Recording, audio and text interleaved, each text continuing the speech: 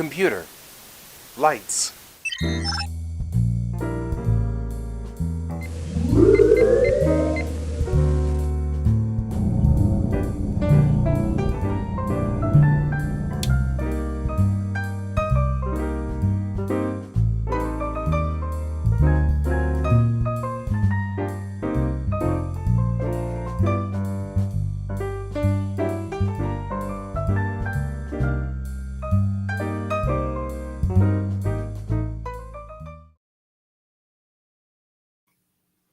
Good morning, everyone, and happy Thursday. There we go.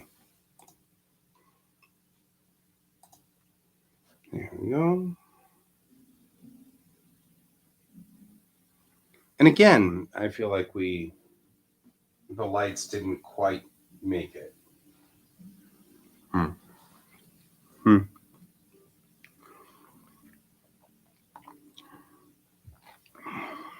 I seem to be having more and more errors out of the lights these days.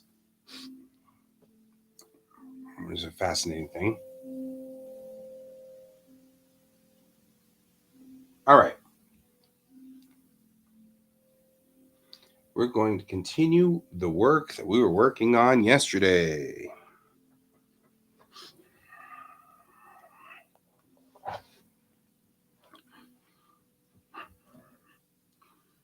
We're working on a piece for a comic or for an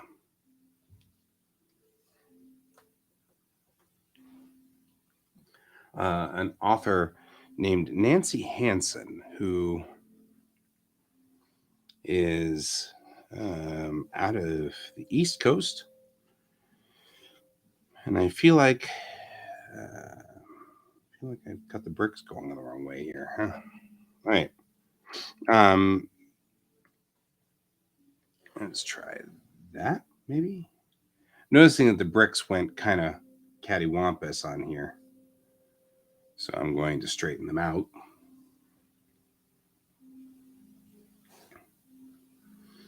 So we'll just go on ahead and then we can decide, because this guy right here, this line is a box, and that's how I make sure that we are completely straight on lines.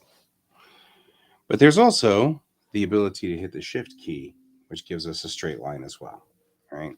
So, which, now that I've hit the shift key, it's discovered that it's not straight.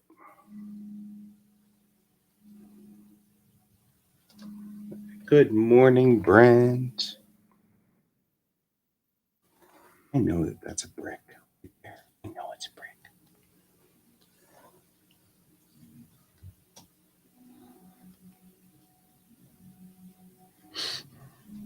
How are you this morning?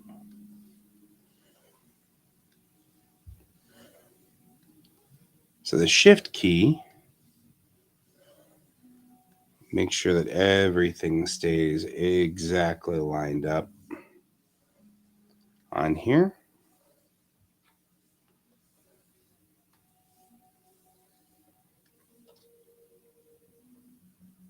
Yeah, I know. I have been doing the coffee thing too. I also decided to, for reasons that are beyond me completely, decide to, no, I do not actually want sticky keys on. Thank you. Also, for reasons that are still beyond me, I've decided to do exercises this morning, which are completely baffling.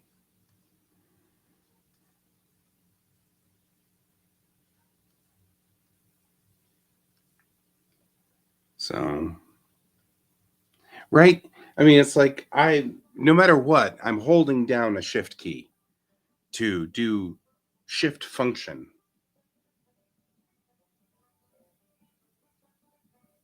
We get ourselves some great music now.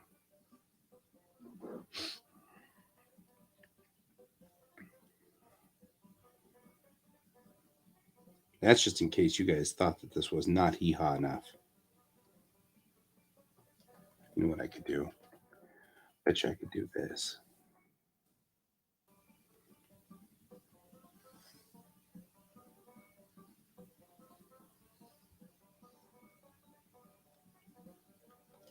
Yeah, working out is good. Unless you spent COVID not doing it, like somebody in this room, and I won't name any names, but it's George. And that's what it is. It's George.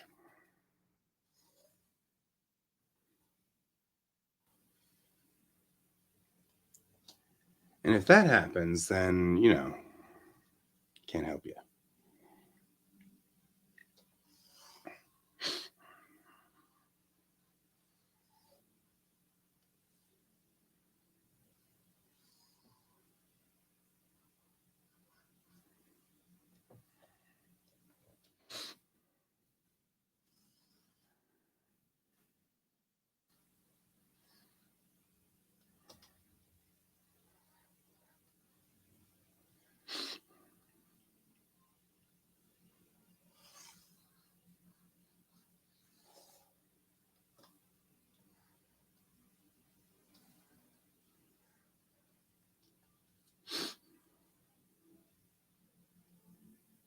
Oh yeah.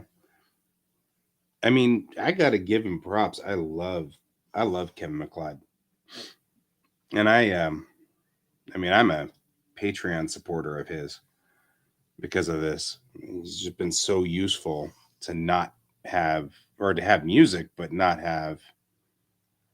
um not have to worry about YouTube deciding that I've got some kind of copyrighted material. That's not it.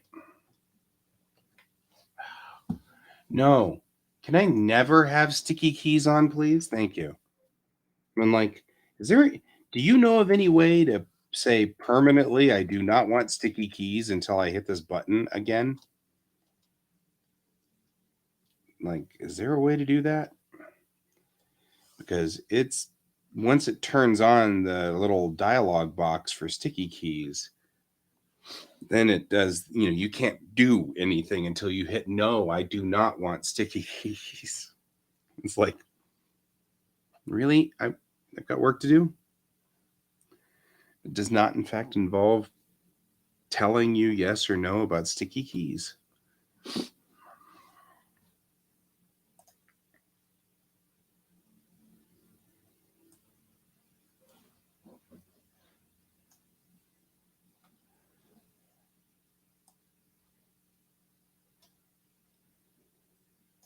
Uh huh.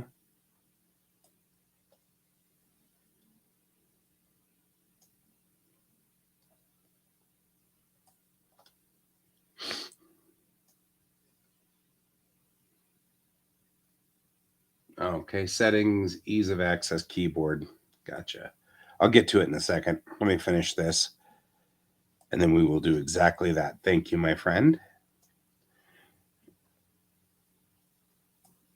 Because I do not actually need sticky keys ever. Oh, we got drums.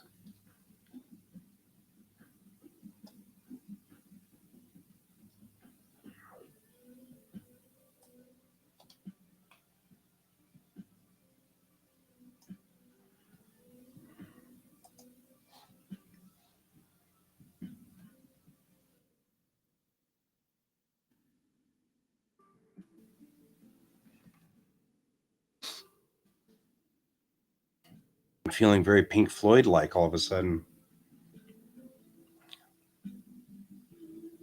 Okay. Settings. It's going to blow out the entire screen, isn't it?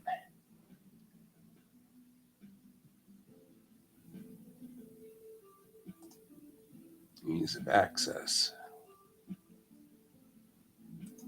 Keyboard. Sticky keys. Oh. Allow the shortcut key to start sticky keys. Turned off.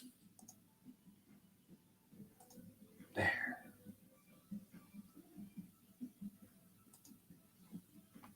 All right. Now we have a wall. I think what I will do is give just a little bit of a bend to it, because if you look at the actual blue line, And the wall's kind of going a little backward, just a little bit, and make it not quite as straight. So I'm going to do is going to transform, free transform. Free transform.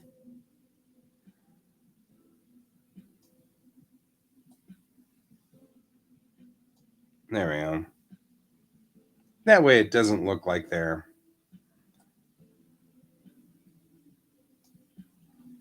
it's not quite as straight on. Right? And we'll do this. Give ourselves sort of a feeling that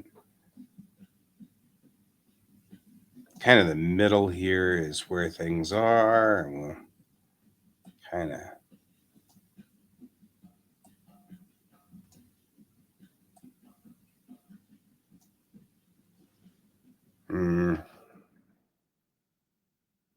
that's not the middle is right here,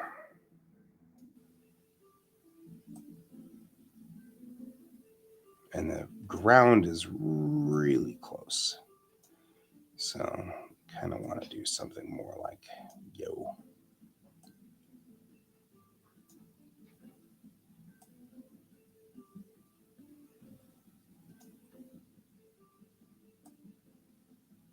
Like so.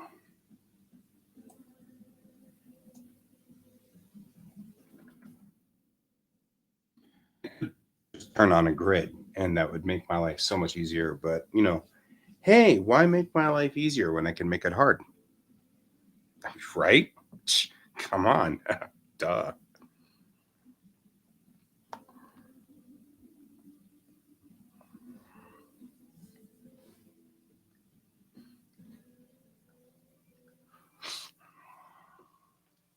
All right. We're just going to go in here and we're just going to give, sort of scuffs and things like that to kind of make it look like an alley kind of going out like so. Just following these lines a little bit here. And give it sort of a feel something's happening like so. Like that, right?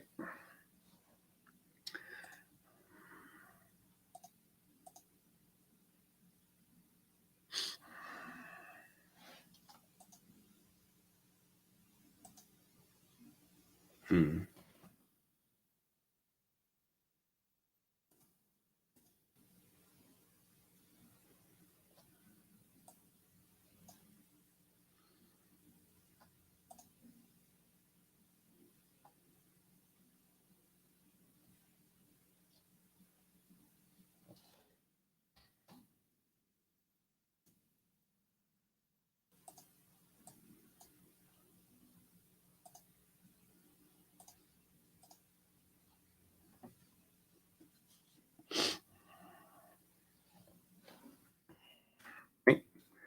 So now we got to go through here. We just got to seal up the line work just a little bit. That's the button we wanted right there. Yeah. And just seal that up and seal that up right there. The other thing is right down here. I want to kind of seal this up just a little too. Right. And then we can go back ahead and do tap there. And actually, we'll just tap in here. And we'll give a tap right in here. We'll go here.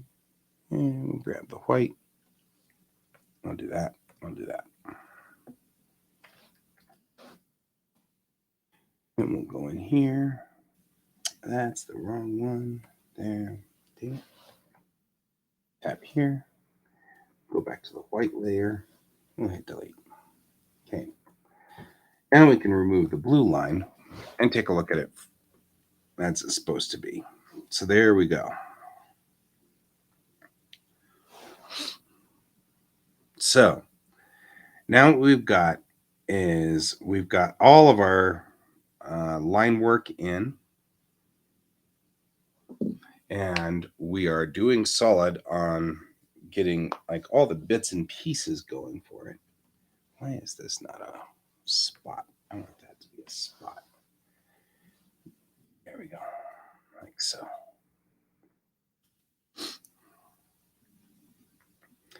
And now we can start actually working on doing some of the gray work. Gray work is like wet work. Right, come up here. I'm just making sure that every open spot around here is somehow illustrating in a way. Right. All right. Alrighty then. The other thing we can do now is we can go on ahead and just select everything that's around the outside edge. And if we really want to, we can put in a little bit more of a line if we need to. So let's say I want to just kind of catch a little bit more. You see how it's just kind of a little bit thicker there. We'll actually do Control-Shift-I, which inverts the ants. I'm gonna just do 8. Just give like an 8 outline, right?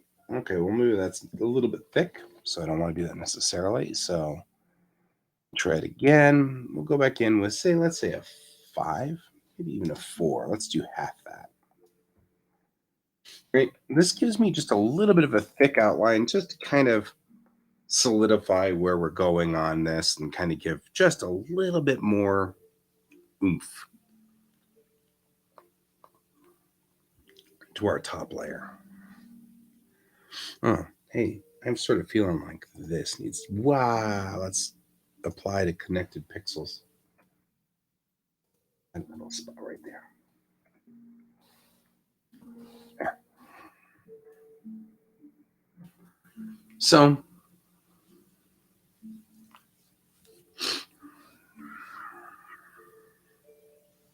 alrighty. So now we have the background, we have a foreground, we're ready to start doing some gray tones. Gray tone, okay. I don't know what I'm doing. We had done this before with the previous kind of, I kind of want to use sort of like a background color like this, where it's just kind of getting a little bit in there on this. Probably should put it on another layer just in case. We kind of go back here and kind of just, we got kind of this wall going behind us here.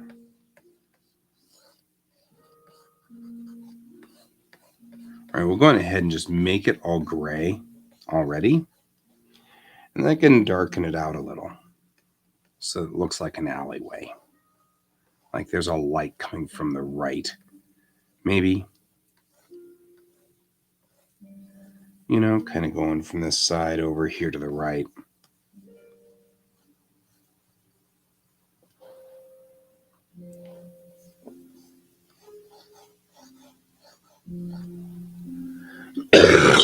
And since I'm not doing this with a gradient, like a lamp post or something over there. And since I'm not doing it with an actual gradient brush, like just going in there and computer gradienting it, you can see that there's like streaks now, which gives it a little bit of a feel that it's authentic. I can kind of push these a little right through here.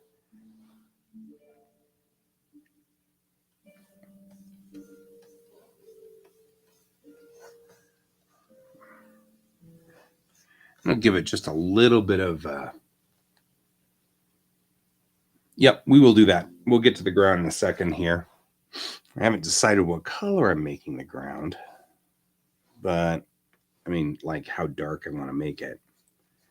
I want to make sure that this right there is kind of a dark color too, right? Because that's that That's a baseboard on the building behind it. So now we'll kind of come back here. We'll kind of dust in on the back here.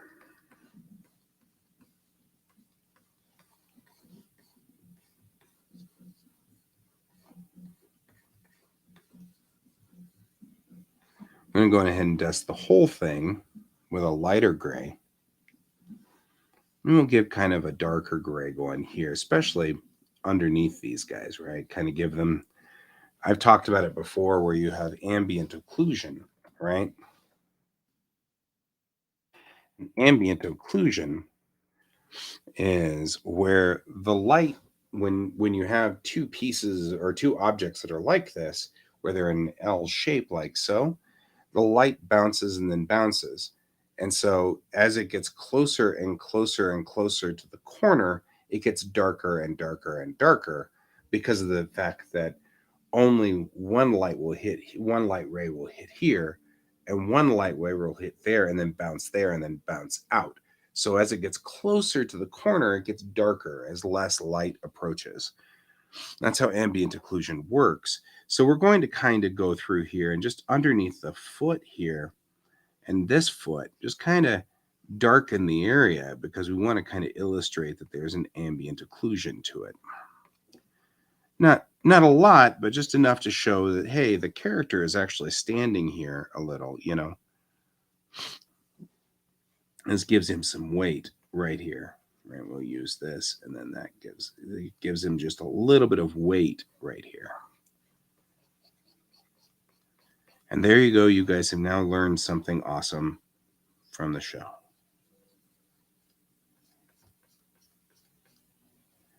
Using ambient occlusion. All right, we'll go ahead and say that the light source is over here somewhere. So we can probably do that. Okay. I'm just going to hit some random kind of stripes out of here just to kind of give that feel that something's happening. I think I matched the color there. That wasn't what I wanted to do. All right, so it just gives sort of a feel that it's going kind of in a pattern of some sort here. So there we go. Kind of doing that. I'm going to blur this a little bit down here too so that it's not quite as obvious. There we go. So we've kind of now done that. And now, if you remember early on, I had done this to illustrate where my darks and lights of this particular thing are and where I wanted to kind of get an idea of what my light stuff is and what my dark stuff is. And oddly, all of these guys are going to be dark in a way. So doing the check on that, you know, it didn't really tell us a whole lot, but it got us somewhere on this. The other thing I can do is bring this down to about 50%. Right. And that puts the background in sort of a nice, not obtrusive. So the black lines now are gray. They're a medium gray. I like this music. We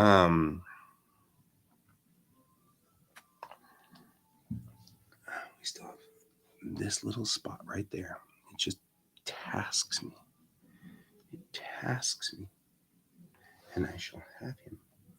I'll chase him round the moons of Nebia and around the Antares maelstrom and round partitions of flames before I give him up. Prepare to alter course. Is there just nothing there? Oh, there is. Nothing there. Huh. Well, there you go. I feel like I should put some gray there so I know that I've got gray there. Badoop. Here comes Brian. Oh. Brian is here to save the day. The day. How's it going? So far, you know, It's a day. It's a day. A There we day is go. happening. That's what I'm looking for. Trying to get in here and kind of was doing ambient occlusion earlier. I don't know what that is. Yep. I was explaining it.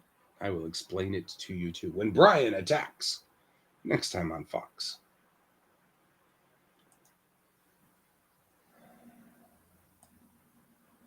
I'll put me, no, wait. This is what I want. Because then I can put me here and then Brian there and then poof, we work. So what I was explaining was when you have a corner, Hi, Brent. like you have a corner on a thing, the light rays all hit like this, right? Mm-hmm. But these light rays start to bounce back and forth and come back out. Whereas the light rays that get closer and closer and hitting the corner, you get fewer and fewer rays. The closer it gets to a corner, the more it gets darker and darker and darker because fewer light rays are striking it. So what happens is you have the function of what we call ambient occlusion. You get closer and closer to, say, the foot, like we have like here, where he's actually contacting the ground, and you get more of a dark sort of this effect around it. Shadowing. Yeah, but it's a specific kind of shadow called ambient occlusion. So it's not just a shadow, because you get shadows, but you don't. But this is a shadow that even when you have lights from every direction in a room, you will still get this shadow right at the very connection point where something touches something else. And if you don't put that shadow in, it doesn't look real. No, it doesn't look grounded. I agree. It doesn't. It looks like they're floating. It doesn't look like they're on the ground. Right. So I was just talking about ambient occlusion, and that's called ambient occlusion. It's the occlusion of light in an ambient, or the occlusion of an ambient light source. So it gets more intense the closer you get to the object. There we go.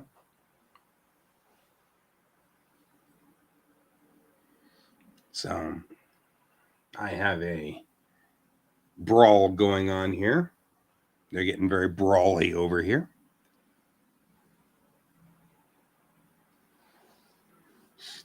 I'm actually going to add another layer. I'm going to put this into multiply mode. And I've used my skin texture so I can just kind of get this effect, right? And give me just a little bit of a texture to the background. So it's not just a flat effect. I don't know. I'm in Bob Ross mode today. I apologize. And over here, we give him a happy little shadow. Happy little ambient occlusion. And over here, he gets a little friend, a happy little blood splatter. Yeah, exactly.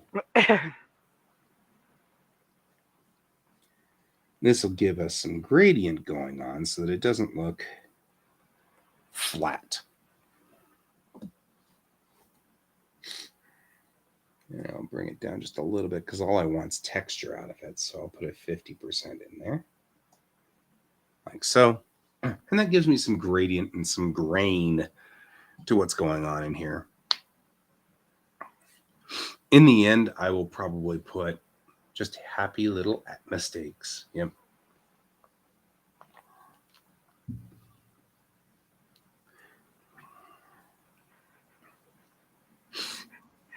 I love how blunt freaking Brig is in this comic. Yes. So I just got this scripted page, and they've sent someone to pick her up from the airport. And the person is, sorry we missed you. I'm here to pick you up. And she goes, it's okay. I didn't want to come here to begin with. I'm being ordered to. Right.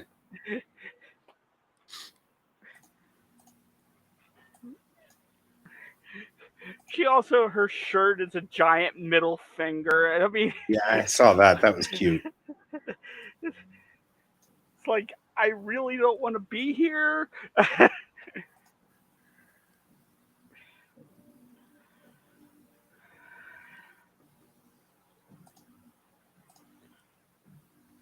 Did I show you the thing with the commissions? No, one thing with the commissions. Ooh, I'll send that to you. It is funny. Okay.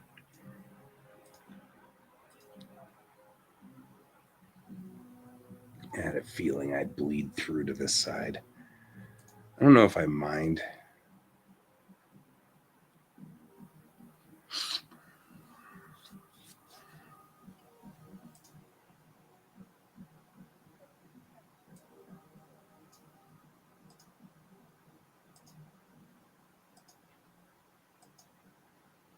There it is.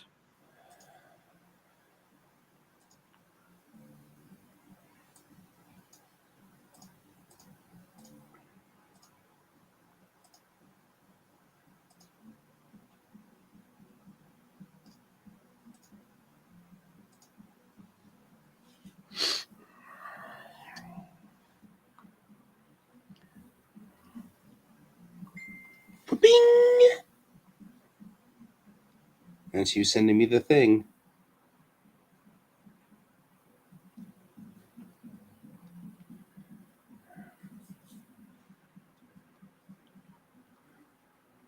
Which I will check in just a minute. But I am kind of in the middle of this, so. And I'm also trying to fix a whole bunch of little problems that I've noticed. Pen. What? You okay? Huh? You feeling all right over there? I'm fine. I just couldn't find my pen.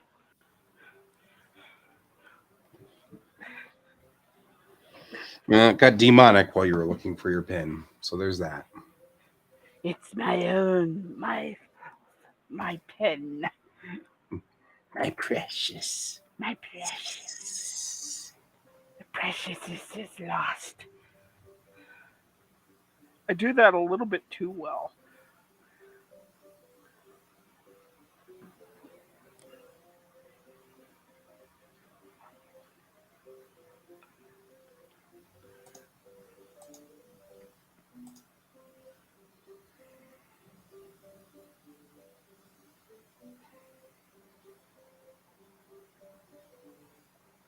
Yeah, that's cute.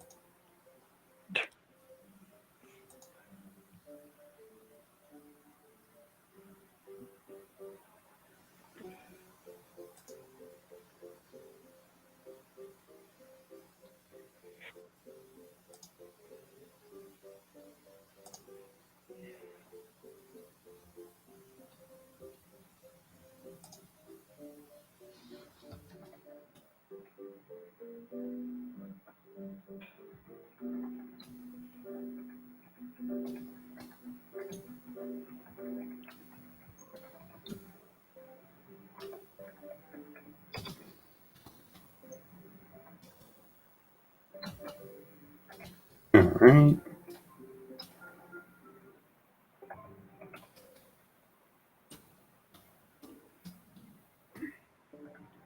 I'll be right back.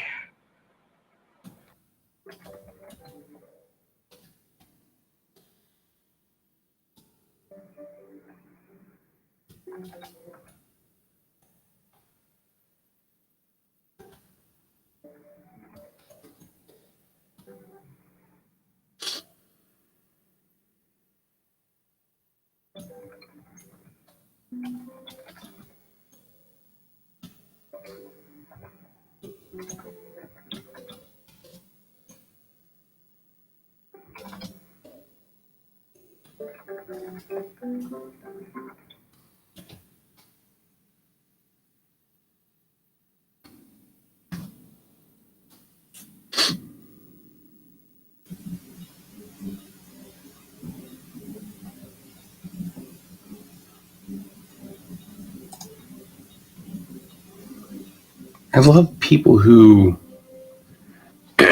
truly, honestly, legitimately feel like coming into every single thread in Star Trek and saying, everything sucks. This sucks. It's crap.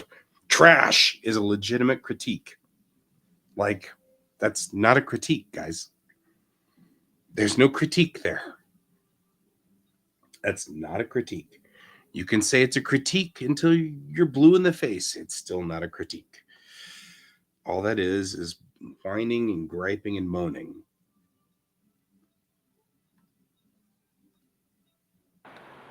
What's griping and moaning?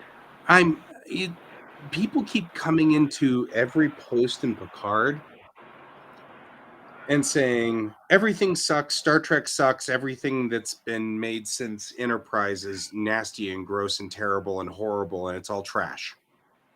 And people are getting tired of it, and they're just starting to delete them. They're wiping them out, so they're making duplicate accounts and saying we're being censored.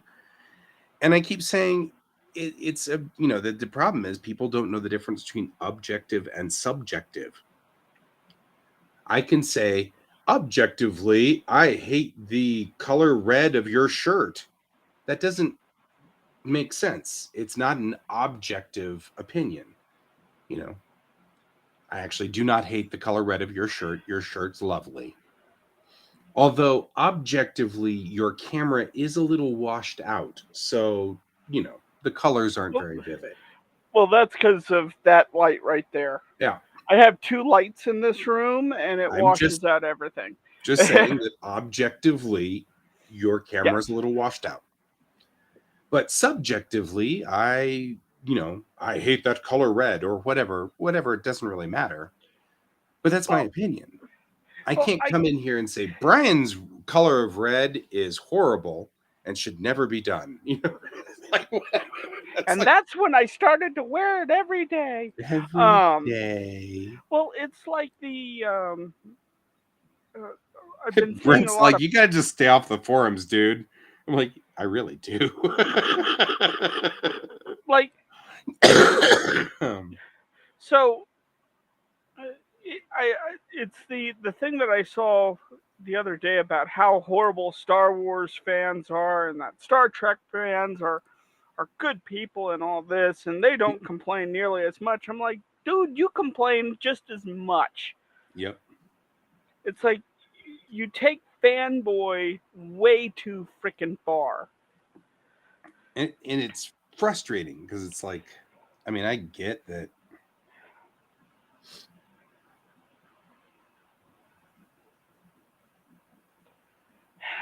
He is definitely a mad scientist, though. Okay, but be aware, I have not seen tonight's episode yet. So don't get too far into the weeds. I don't see that until I watch it with my wife later on tonight. And my kid.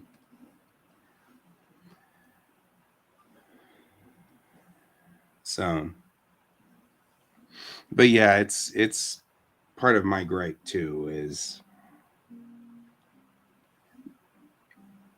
the biggest problem is I don't mind if you know, I don't like, for example, the Boba Fett, the Book of Boba Fett. I liked the Book of Boba Fett, but a lot of people didn't like the Book of Boba Fett, and I appreciate that. That makes sense. I get it. It's cool, you know. But I liked it, you know, and that was my opinion, and I can say I think it was cool. I liked it, you know. And that's fine. But yeah, I mean, there's too many people that are just like, oh, I hate this. I hate, like, Elden Ring. I saw a review in which the guy literally goes, I have not played a single hour of this, or I haven't played a single minute of this game. I've just watched other people play, and here's my opinion of it. It's like, dude, shut up. If you have no knowledge of this game, then you don't know what you're talking about. Right.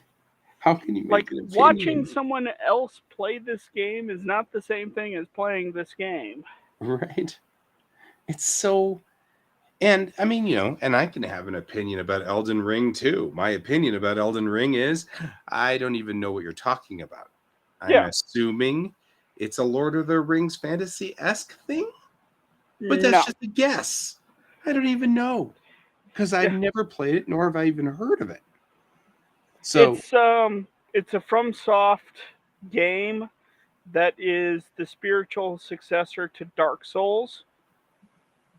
That was also co-written by George R. Martin. yeah, I actually liked the fact that Mandalorian was in the Book of Fett because I felt, even from the beginning, that the Book of Fett was a just sort of a side story from the Mandalorian. So I didn't have a problem with it. I can understand other people having a problem with it, and legitimately, when Brent says something like that, I give Brent's opinion more weight than my opinion because he's more of a Star Wars fan than me. That doesn't mean I think that Brent is right and I am wrong, but I mean, like, he gets more gravitas because he's a Star Wars fan, and vice versa. If I start sitting there saying, well, I didn't have a problem with the thing that he's talking about with Adam Soong, that would be if you were not aware of either one of those franchises, you'd probably give my opinion just a little bit more weight, a little bit more gravitas than his on that one. However, I on the same token, I can actually see what the argument there is. I think the funniest part is that at some point in time, somebody was commenting about how Adam Soong and all of them all look surprisingly similar, and I said they're all clones, obviously, of some 20th century, 21st century actor that they just cloned him. And I was like, I was so proud of myself because I was just being so snarky, super snarky, and a certain amount of entertainment snark to that. So anyway, but I mean, and that's a thing. But even then, it's an opinion. With me, I mean, you could argue that when it comes to Star Trek, it's an informed opinion. I'm certainly,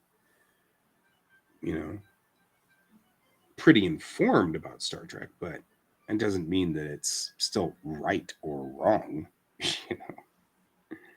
It's just your opinion, and your It's my opinion is opinion. fine. Yeah. But it should be presented as such. Yeah. When people come in and say, Star Trek is sucky or Star Trek sucks now and so and so ruined it, it should be prefaced with, in my opinion. Yeah. That's all I really think I want in the world. Just preface it with, in my opinion. That's all. We got some really dramatic, super dramatic music going on over here. Just saying. Huh? The music. I don't have any music going. You can't hear the music? No. Do I have the mixer? Am I not feeding into the system? Maybe I'm not feeding into the system. Hang on. The kiddo keeps stealing stuff.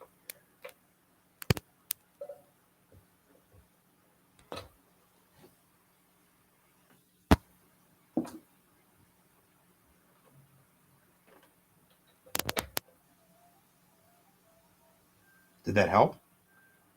No, I'm not hearing anything. Man.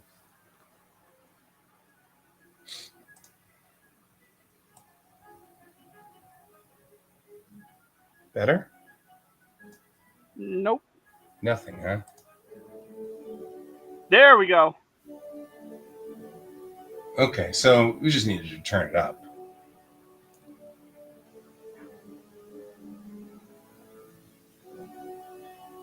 Okay. Well, if it does get overpowering, then tell me, you guys. I like to have some background and not just dead silence, so that whenever Brian and I aren't talking, it's not like, Not quiet. yeah, quiet bothers me. It's the old television worker in me that freaks out about dead silence.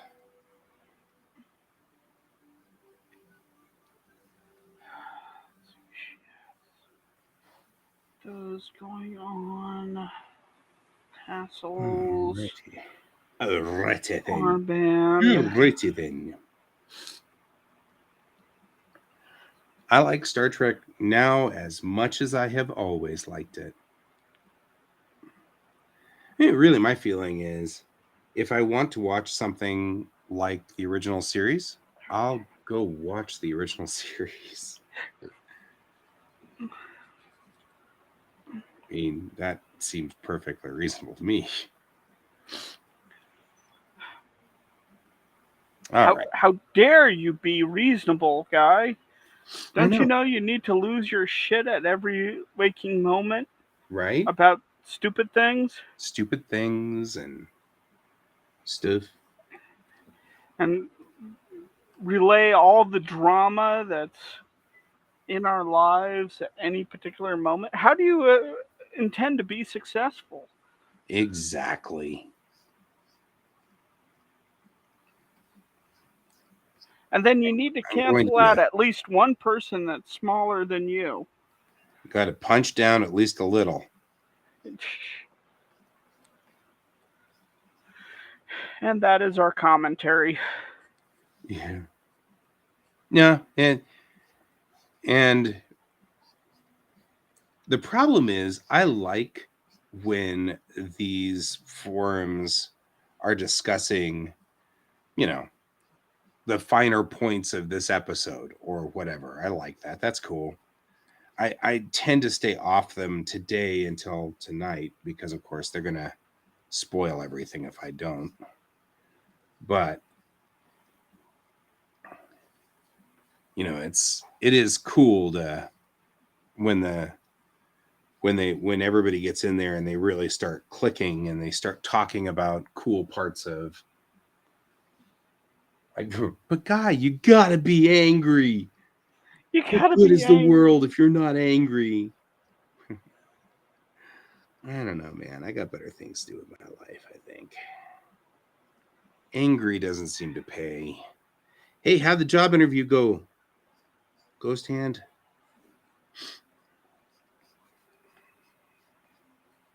We're all now, of course, wondering.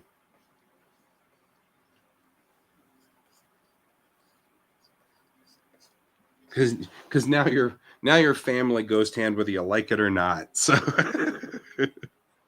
there's no escaping now. Now we just get all up in your life all the time.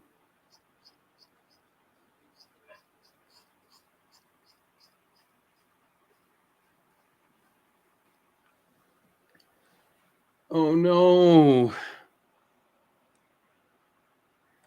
The disdain in the interviewer's eyes. I'm so sorry, man. I'm so sorry.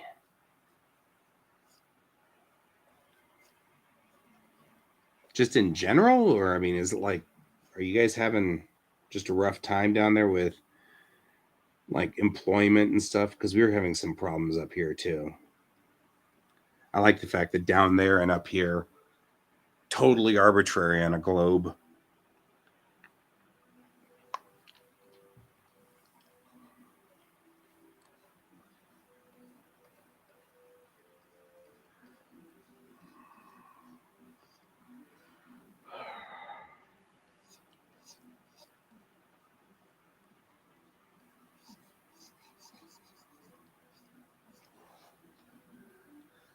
Well.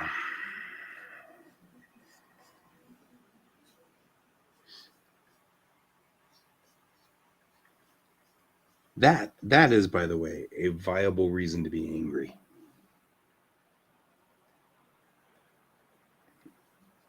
What's a viable reason to be angry? Not having a good interview. Well, yeah, those tend to suck.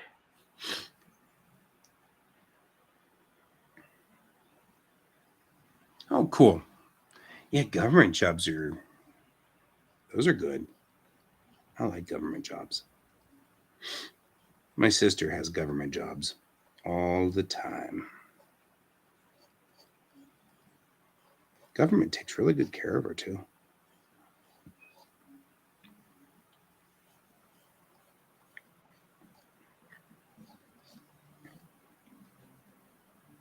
I'm kind of going in here and I'm just kind of just darkening up some of this and kind of putting in brush strokes in just to kind of give it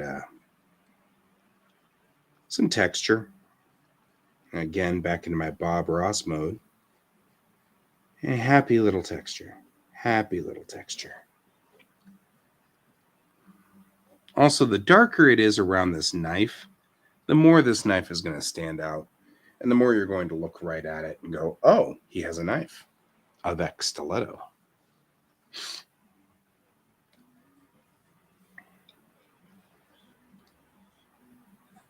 Which is, by the way, like the only French I know. Well, that's not true. I know enough to get me in trouble when I go over there. That's always nice, you know. I know way more French than I give myself credit for, but that's simply because of the fact that I know a lot of terms for the kitchen, Well, let me. which are Oh, mostly we found out that chef means boss today. yes, We didn't and know that. sous chef means assistant boss. Shoot, I can't remember. It's like sub boss or something like that. Sub boss. Yeah, state government's not bad. Federal government's not bad. State government's not bad. As far as jobs go, wouldn't mind working for the state of Colorado. That'd be kind of fun. Second in command in the kitchen. Second in command in the kitchen. I think, if nothing else, I've got a lot of respect for France simply because they have literally militarized cooking. Yeah, after stealing it from the Italians. Yep. Like, the only reason why we speak French in the kitchen and not Italian is because the French wrote it down first. Right.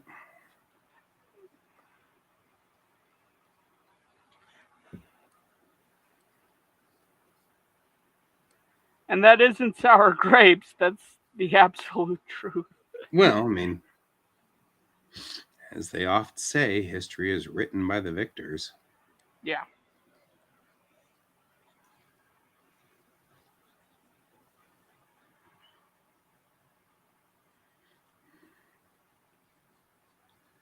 I'm getting in here and all this like mechanical stuff right here. Just kind of putting that in there like that. Army moves on its stomach. Absolutely true. And Yep. I travel the world on my stomach. Must be my Roman roots.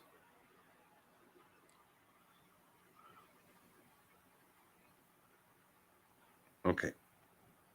Maybe not.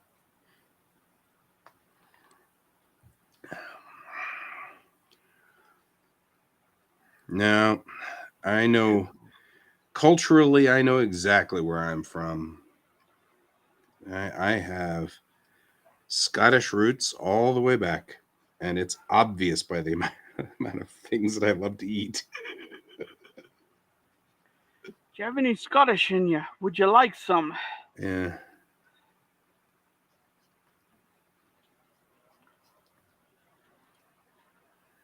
Yep, I definitely am in Scottish in a lot of ways.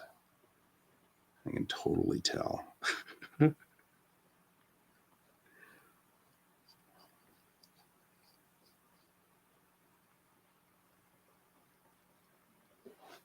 You know, just kind of going in there and just kind of craggling up his face a little.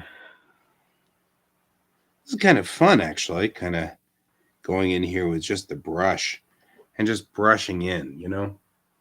Hey, Andrew, congratulations on your Firebird. It's a pretty kick-butt car.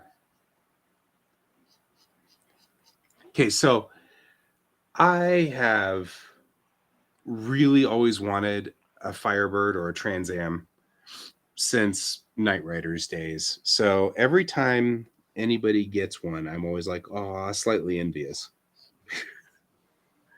It looks beautiful. Looks beautiful. So Andrew got a brand new Firebird, and so I was ogling it. I admit openly I was ogling it. You were coveting. I was coveting the Firebird. Just saying. I have. It's one of those things that I almost had one too. It was an '86. And I took it for a test drive, and it was just not right. And I could tell something was way off with the engine and the timing. And I thought, I'm going to end up elbow deep in this engine before summer's out. And I was about to go into college, and I was like, I don't know if I want to tear apart a V6. I didn't, I was like, oh, I don't know if I want to go into a Pontiac V6 and tear it apart when I'm just about to go to college. So I turned it down, and instead I ended up with an '83 Mitsubishi Starion, and that was a devil of a car. Good car. It was a good. I wanted a car that had headlights that folded up because I was really into those, and so the Starion was a good second place for it. But I like that car a lot. That was my favorite car back in the day. So 99, huh? That's cool. Red balloons. No, he has a 99. It's a 99 Firebird. So is it a Firebird or is it a Trans Am? Because that's a subgroup of the Firebird. I'm curious. I mean, it's the same car, but the Trans Am has a different motor.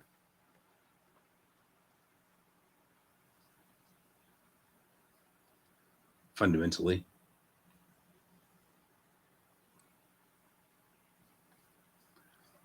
If you're going to go for a Mustang, and especially a 68 Mustang, 3.5 liter, 6-cylinder. Okay, so 3.5, though, that's that bigger engine. That's a good engine.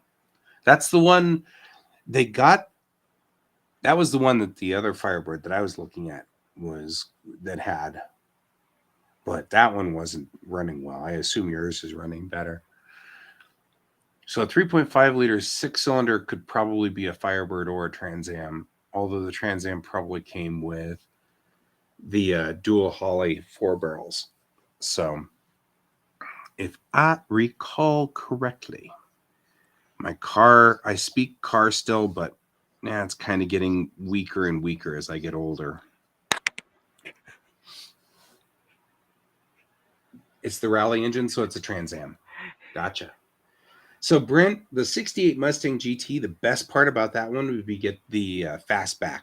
If you're going to do that, get the fastback, and with the GT trim, allows you to possibly get the Shelby engine in it. That's the best ones. The ones that have the GT 500 Shelby Cobra. The Cobras are rocking. Super hard to find, though. But if you're going to dream big. That's the way I feel about these things.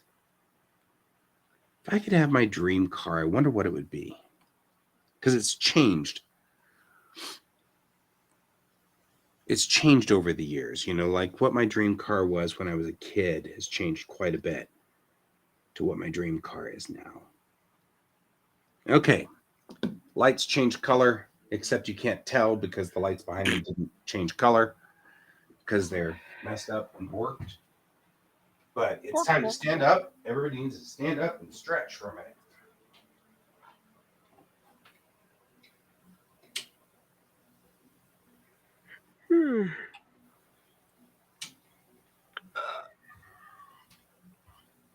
I'll just flip all these guys because they're all off color. 3, 4, 5.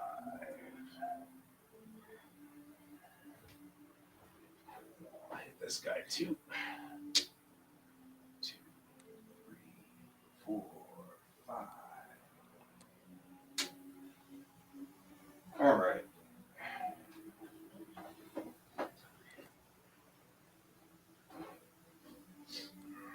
I need to.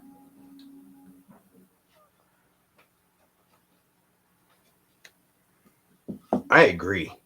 That is the best thing to do.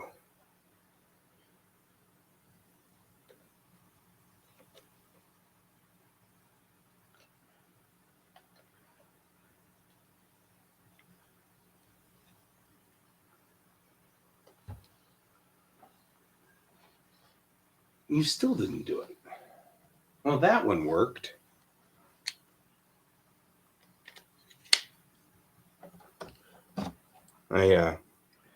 Somebody, and I won't name any names, George, knocked my South Bend off, my South Bend Enterprise. Oh no. Yeah, so luckily, not doing bad. He's doing okay.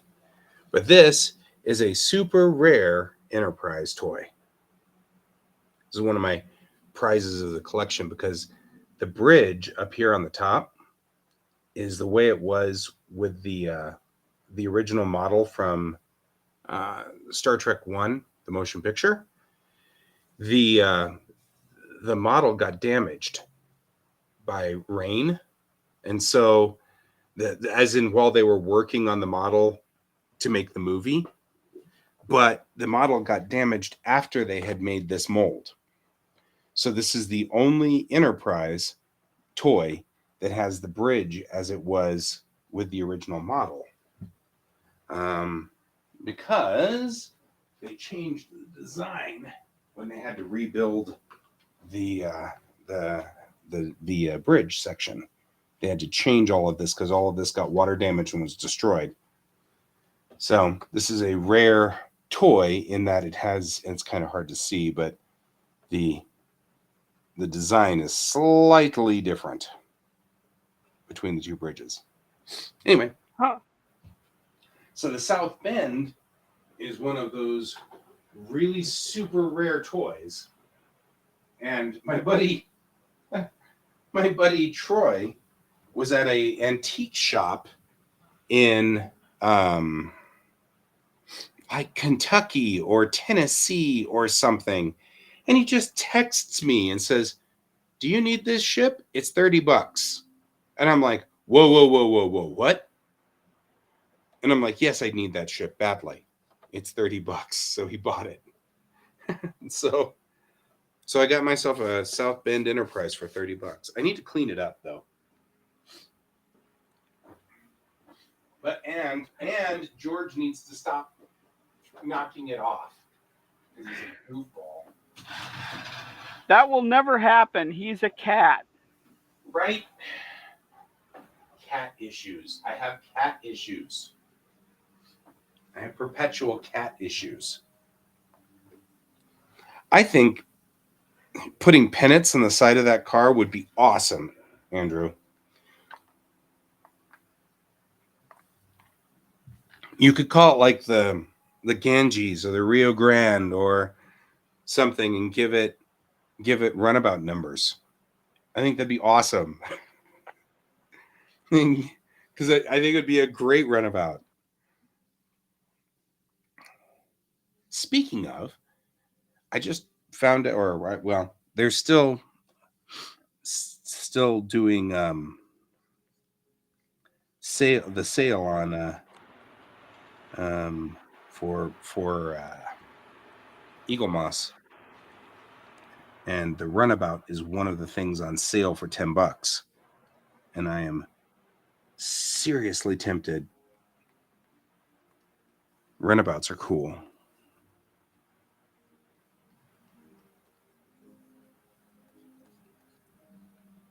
The USS Firebird. I'm okay with that. I think that's a great name.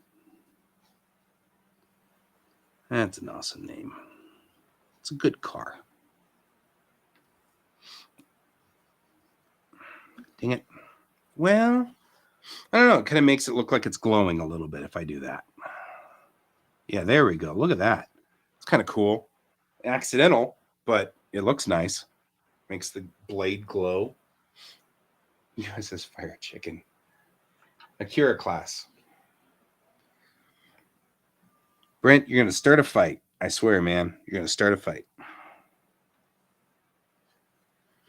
I don't know. I always felt like the Fire Chicken was the Fiero. That was definitely a Fire Chicken. And this comes from somebody who wanted a Fiero for a while.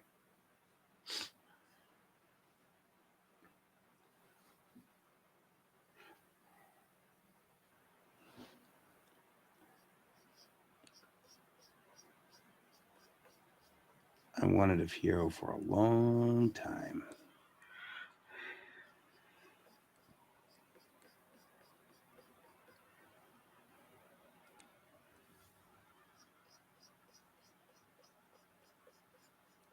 If I go in here with a lighter gray, I can come back through here and kind of highlight the bones in his hand, because he's an older guy, and so he's going to have bones in his hand that I'm kind of working through here and stuff. So there we go, like so. Yeah, exactly. You'd never fit in I barely fit in the Fiero I test drove. Barely. And I'm only 6 foot. I'm not even, I'm not big at all. And it was still,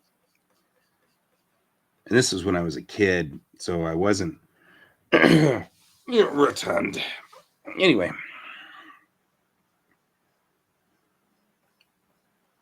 I'm trying to de-rotund. I'm over being rotund.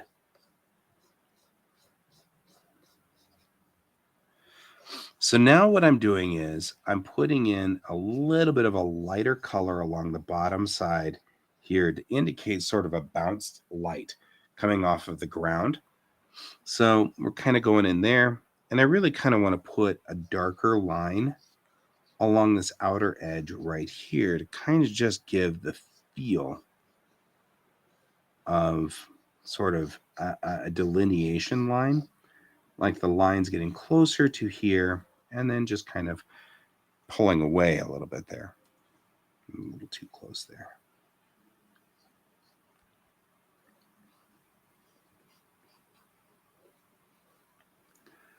Like so.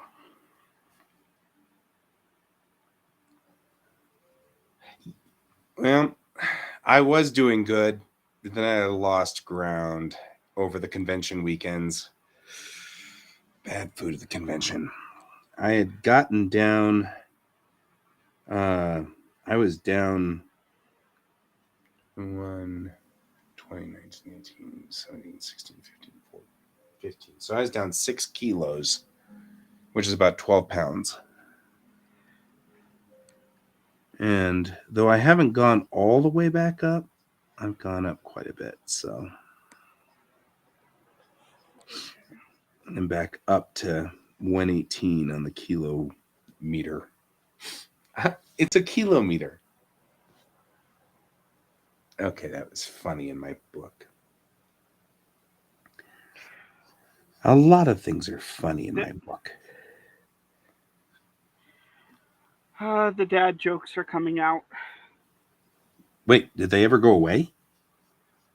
No. So how was Garuda last night? 2 nights ago, yes? Today is Wednesday, so last night. Last night is Tuesday.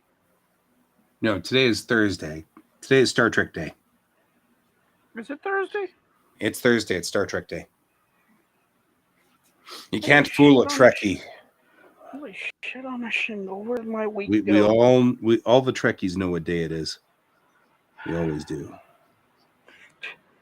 When it's Thursday, the Trekkies know. The Trekkies know. So, anyways, yeah, how was Garuda the other day? He was cool. It was good. Convention food is just not. And though that wasn't like, it wasn't a horrible hot dog. It was a horrible hot dog for $6. Oh no, the food at that place was horrendous. Of course, I might be slightly biased simply because I am a cook. Right.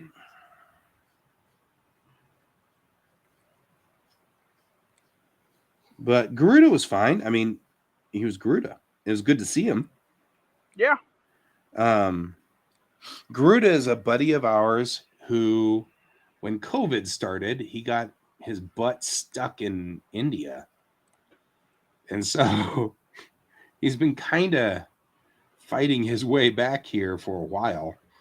And he's part of our Red Team Go, our art collective. And it was good to have him back in the saddle, so to speak. Because it was like so freaking difficult for him to get back. He was stuck over there, and get in close here and kind of get a smaller brush and kind of get in on this nose here.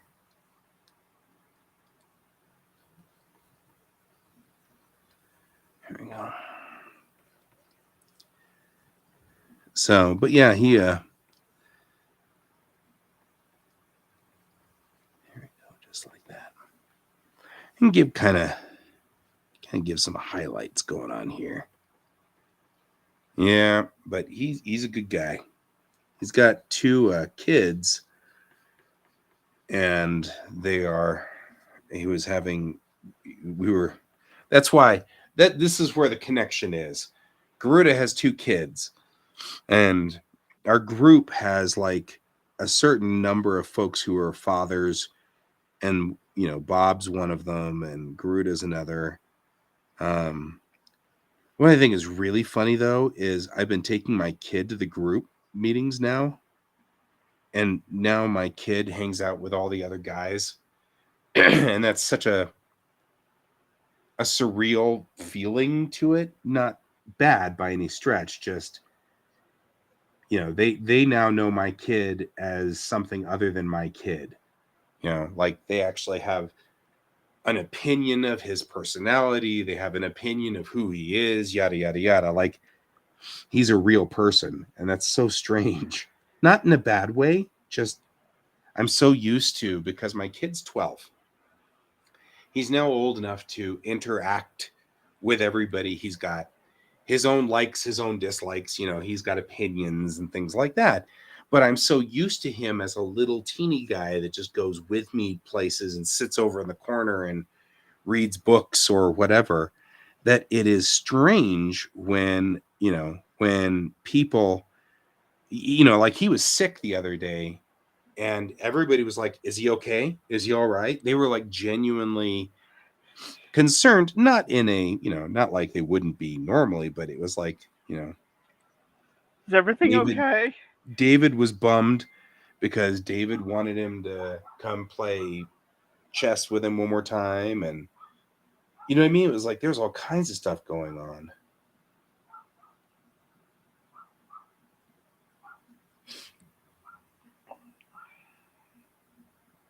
Yep. Speaking of random people from RTG, just got a text from Gareth. So that's kind of cool. Wow, that's out of nowhere. Right? I'm like, random RTG folks. Cool. All right. RTG was a group called Red Team Go, and it's not really with us anymore. It's kind of sadly disintegrated, which is Due kind of to a why lot we're of kind background of going. drama. Yeah, there was a lot of drama, and I don't know. I don't get into the drama, so. But it's disintegrated now. So, but we're all still kind of connected.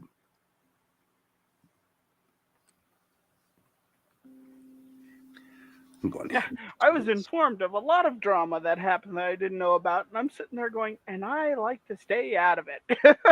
Yeah, This is way too much information for I me. got better things to do in my life than to get stuck in your drama. I agree. I totally agree. That was my opinion. I'm over here creating a comic. Yep.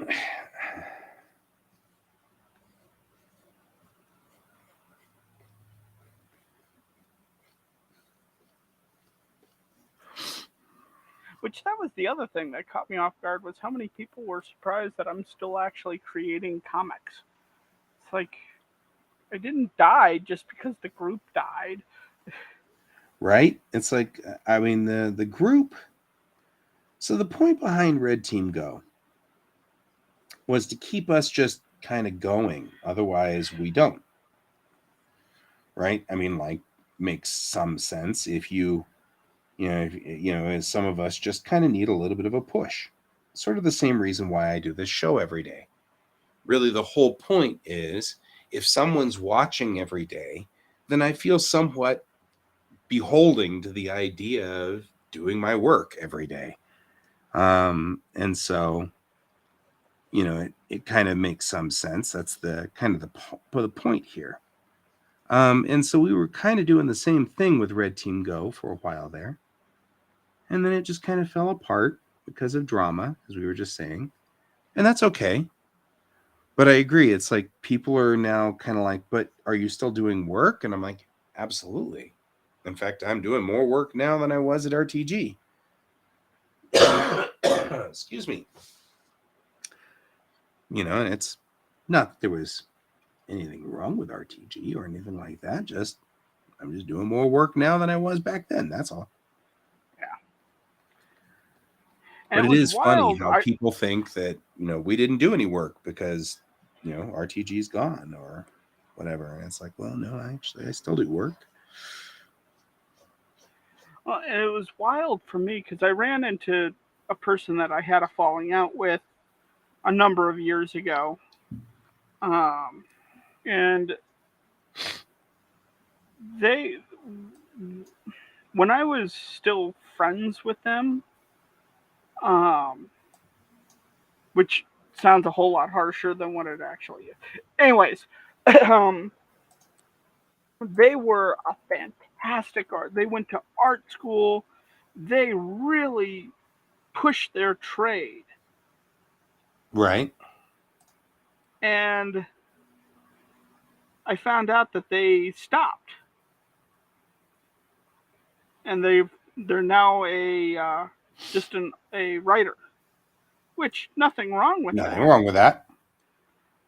But it was really weird to me that here is this person that I had spent a lot of time judging myself against, and he gave up. Right. Right. I need to make a princess version of this while I'm at it. I'm going to take a quick break over here. While I'm taking a quick break, though, I will save. Don't want to lose. But it just goes to show. I don't know if it's a level of insanity you have to have, or just a level of not giving a shit about what other people think. Right. I don't know.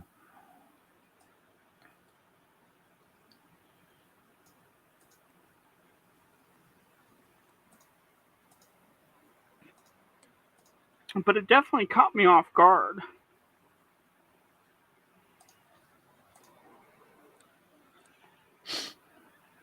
Yeah. Gravity blade starboard. Starboard. Gotta make sure she's got all the pieces correct. I do find a lot of that fascinating, that gravity blade princess starboard. Gravity blade princess port. It's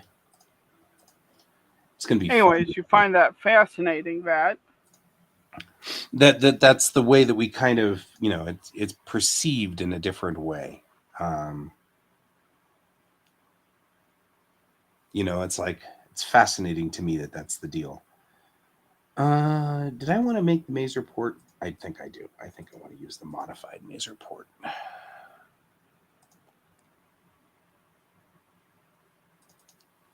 Sorry, I'm doing things now and kind of all over the place.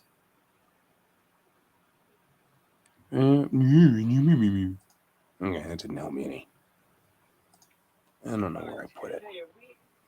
Did I put it on interiors? Maybe I put it on interiors. See, this is how you make your life miserable and complicated. You can't tell whether this is considered an interior or an exterior.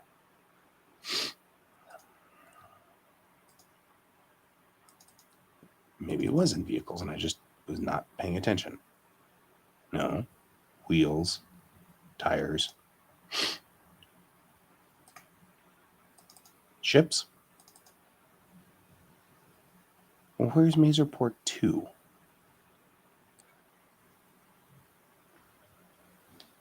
I might be in a different spot. Are you on the wrong layer? No. But I moved everything at one point in time. Yep. I moved everything at one point, so the texture files are in different locations. Yep, that's what I thought. Not generic. Unity Corvette. There it is, Maser Port 2. So the Maser port on the front here, I like having more like the spheres where the Maser emitters are should be black. Because when they're white, I have to draw the circles every time I render the ship. If they're black, I don't have to mess with them. So that works. And let's make sure that all of the pieces, including all of the legs, are all correctly assigned to the right piece.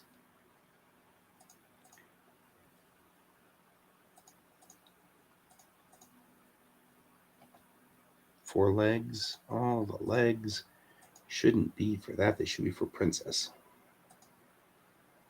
Otherwise, I'm loading 2 maps for this every time I do this.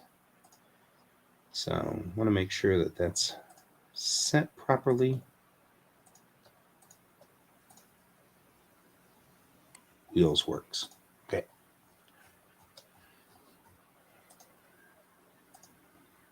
There we go. And we'll save the princess here. Let's save the princess here. We're saving the princess, guys. Yay! We're the princess of the universe. Yep. And Bellatrix. Ships. Yeah, ships works. 510-01.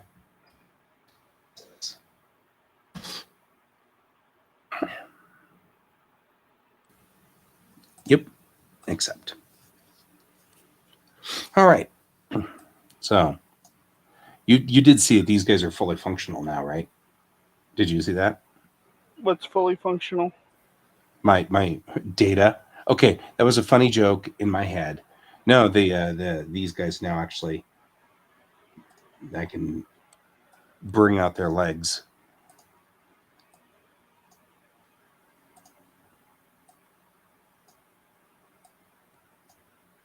So it can walk.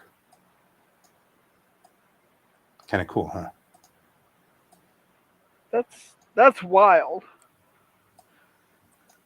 The amount of extra work that you're putting into that comic. But now when I send Princess off in the first comic, at the very end of the first comic, they use Princess in walking mode to walk through the rubble of a city because all of the roads are screwed up and they're looking for people. And so they're going to deploy Princess and she's going to have to walk through the rubble. So it was important to make sure that the legs could actually deploy properly.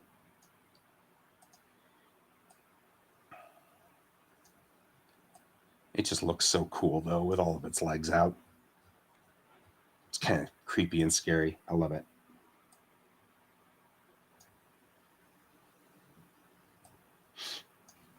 This is what happens when you are super into mecha and spaceships and whatevers.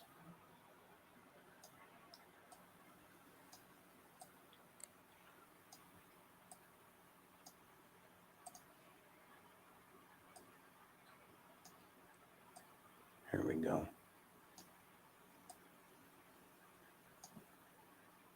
There. That looks so cool.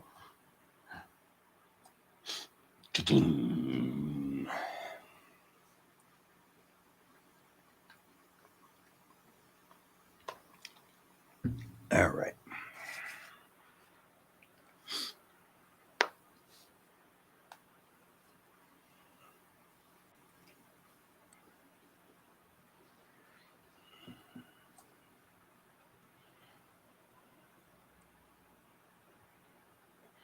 The thing that's so cool about this, though, is because I built a 3D model of it, inevitably, when Brent wants to print this thing, he can print it in spider mode and stuff. So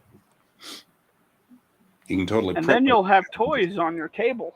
I'm totally going to have toys on my table. I'm going to export all of these things and then print them, and I'm going to sit them on the table, and I'm going to have like these guys, because this has 3 modes. It has flight mode 2, where the legs fold up underneath it, and the wheels fold up underneath it for flight mode.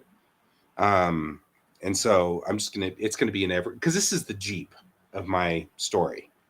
You know, you find these everywhere. They're ubiquitous. Anytime a military ship has, like the Corvette has a crew of 48 people and has one of these. You know what I mean? Like the destroyer has like 20 of them. So, okay, we're going to take you. I'm going to do one thing. I'm going to import.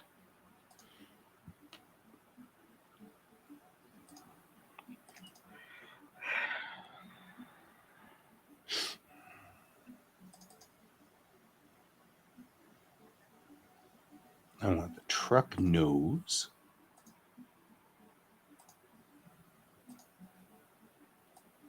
I'll scale it until it's the right size.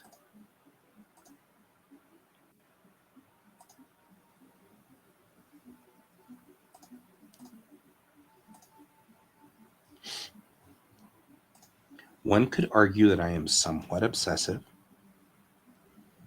I'm not actually going to not argue that. And then, so we want you. Starboard 4. Port leg starboard 4.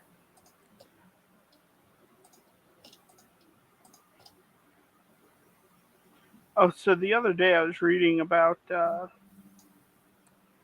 this guy who had a interesting party trick.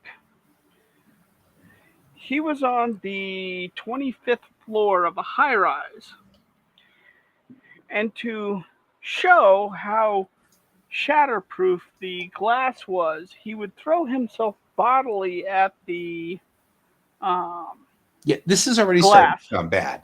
I'm just saying, this is starting to sound bad. So one day, One day, a group of students planning to become lawyers come and visit the place, and he does his party trick. oh, this doesn't sound good. Fortunately for him, the glass did not break.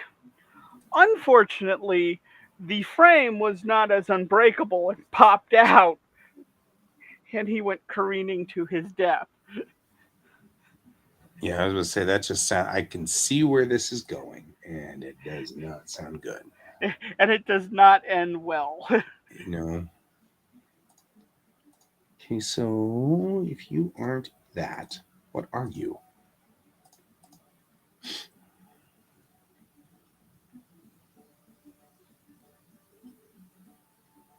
And why aren't you the right one? No, don't do that. I need those legs. Import.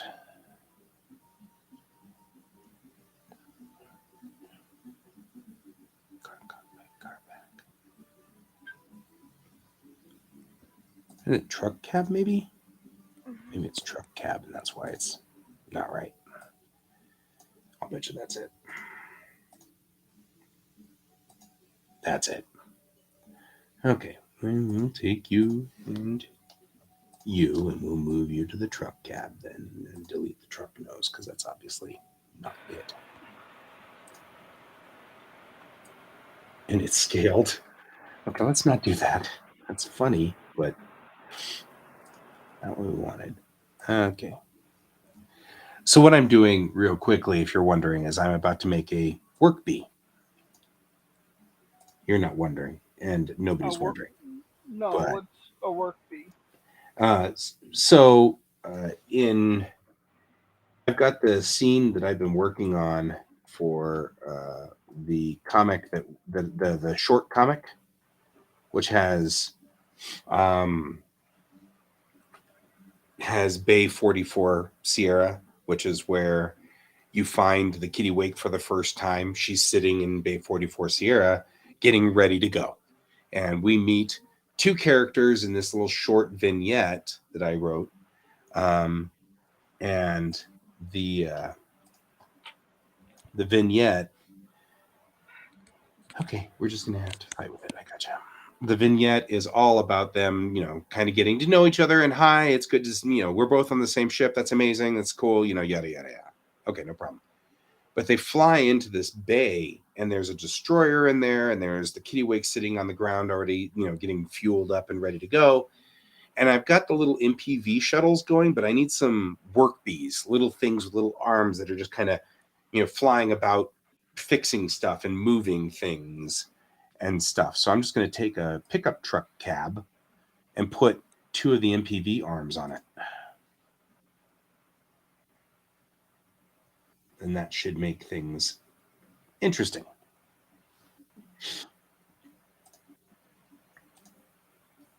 At least in theory.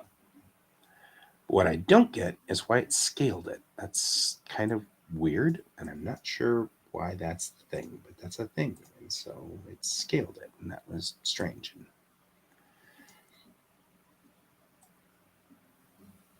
Like, all of these are locked because I didn't want to mess with it.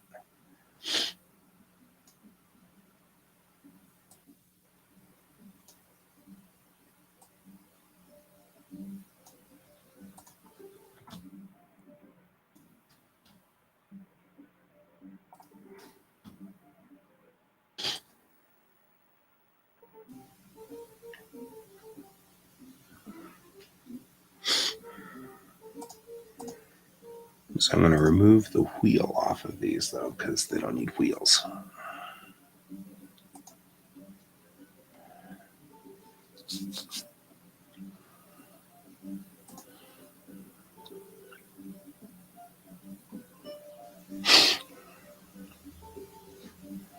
But this way I don't have to build a new thing for the spaceship. I don't have to build a new spaceship in there. Makes I just sense. have to build this guy.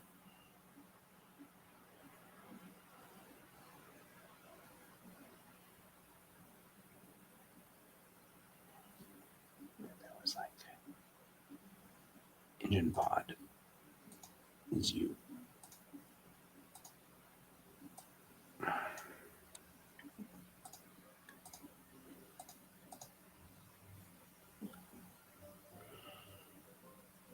Well, tomorrow during artist check-in, I can say that I did not overwork myself this week too much. You didn't die. Always a plus. Well, and I didn't do too much either. Yeah, actually, that's been my biggest concern is that you'll burn yourself out. Like, so this is page 20. So when I hit tomorrow, I'll be at 21. And my goal for this week was page 20. Fair. So I only went one page over. So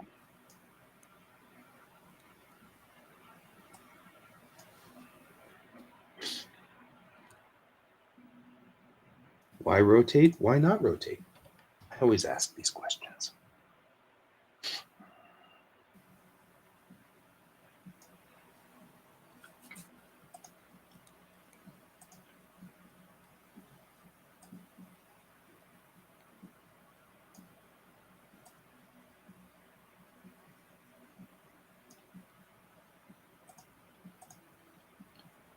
and I got to the page. Like I'm actually getting like all of the pieces that I've been thinking about, I'm starting to get to now. Right? So it's making the comic really fun to write.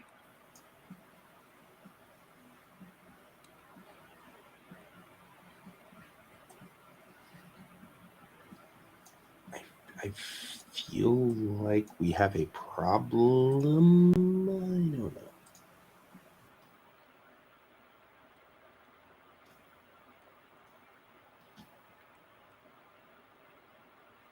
Not that one.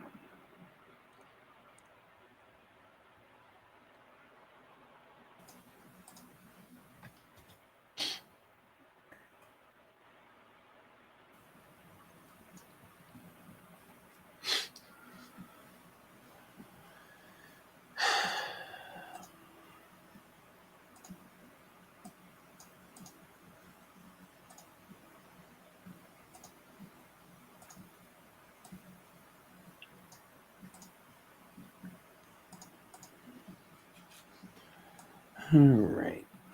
Now we got to figure out what happened to those legs and why they went wonky.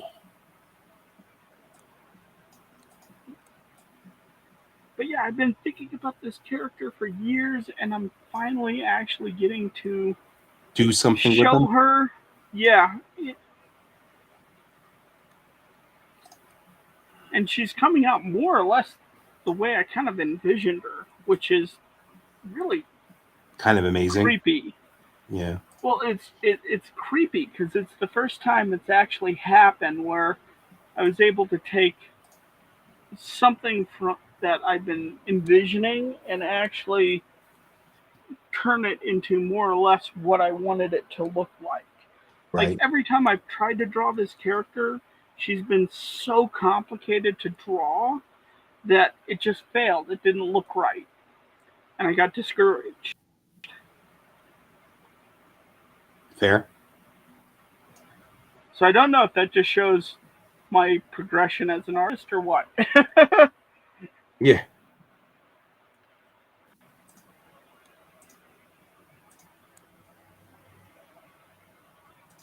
We had talked about um, imposter syndrome for both you and I, and I suffer from something a little bit different from imposter syndrome. But that's You're just an imposter and you know it. Yes.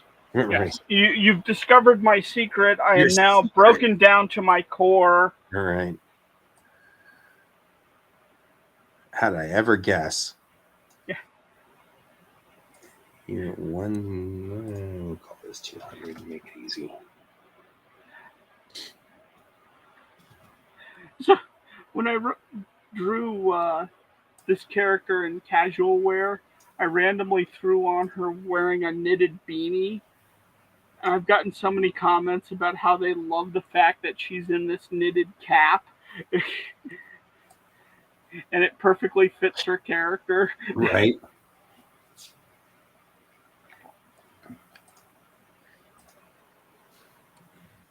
And this is her protesting the orders. Like she is going in as slummy as possible. She's wearing frickin' she has a shirt that's flipping people off. She's in um sweats. She just does not care Right. because she doesn't want to be there.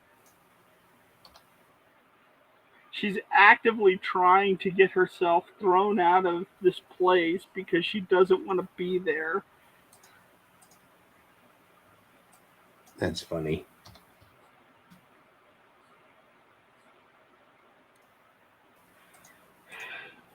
And now we have a pod. That's all it does is just carry stuff. It's a little transport pod. Actually looks pretty cool. Works just fine.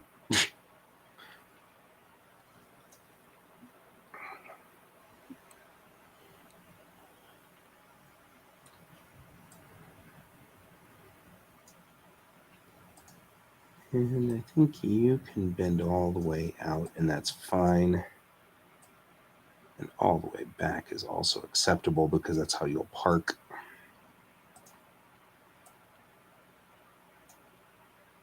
And then it can just sit.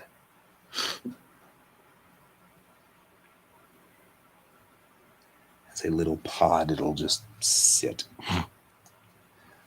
The little pod that's sat.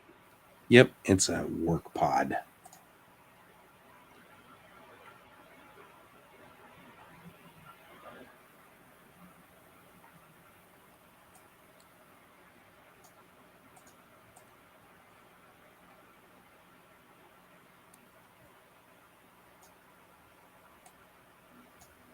There we go.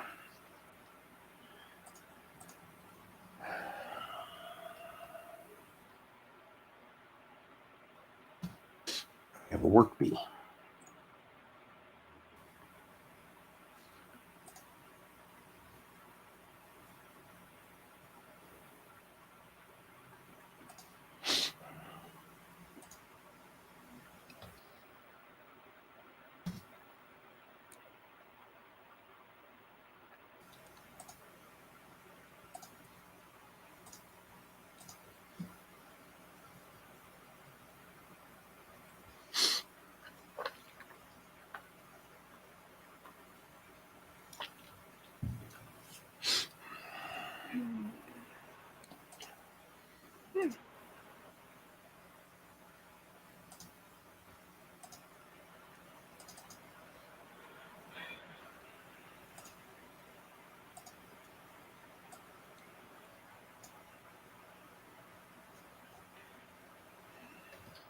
So I think it's good storytelling to have like even the outfits that they wear kind of instead of saying, "Oh, I hate this unit," just using how they're presenting themselves.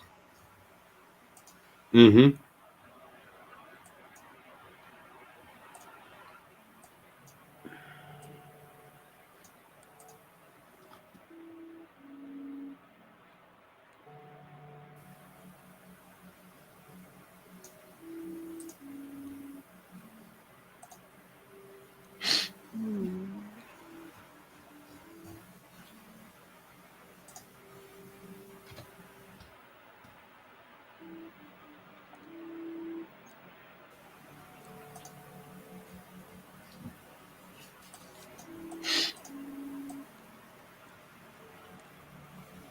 Way to go. There he is. Little guy.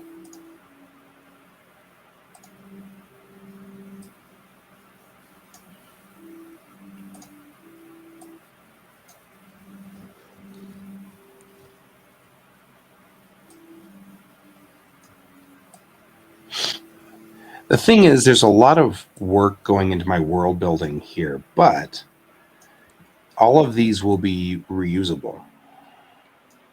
Yeah. Here we go. So our little work bee is sitting now on a launch platform right here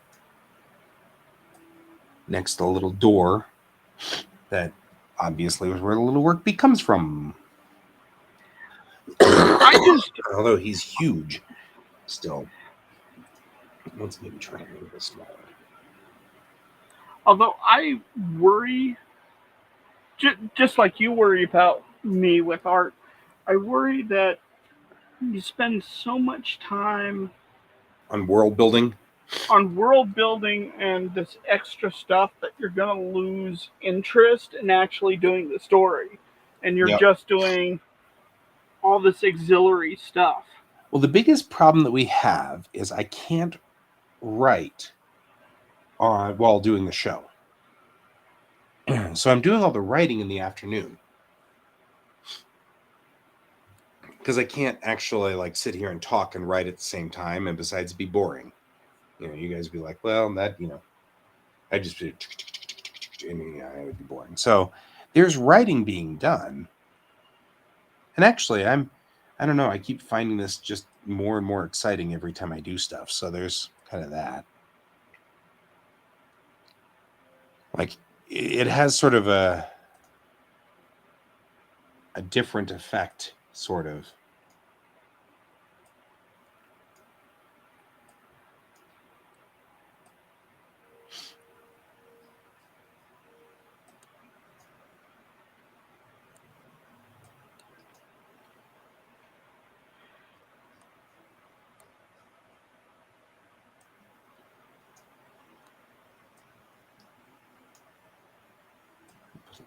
Be over here.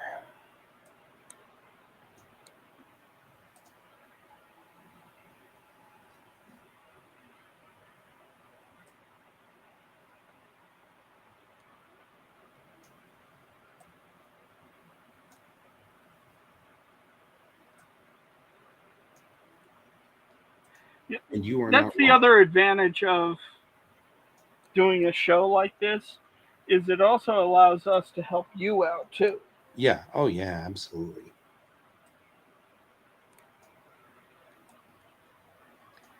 And no issue there.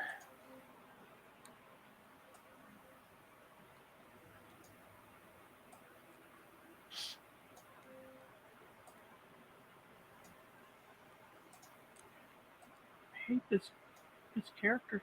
She's so bubbly and fizzy.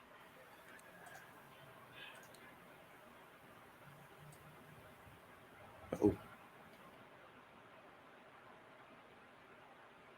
Like, you know, you made a good character when you're sitting here going, I hate how bubbly and happy this character is.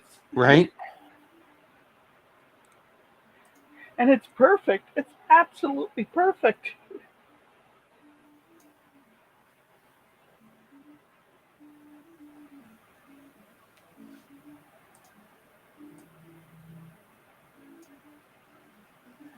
You ever seen the movie 2010? No. I've seen parts Sequel of to it. 2001. I've seen 2001. I have not seen 2010. There's a great scene in 2010 where they're in the Leonov, which is the Russian ship sent to go get the Discovery that was abandoned in 2001.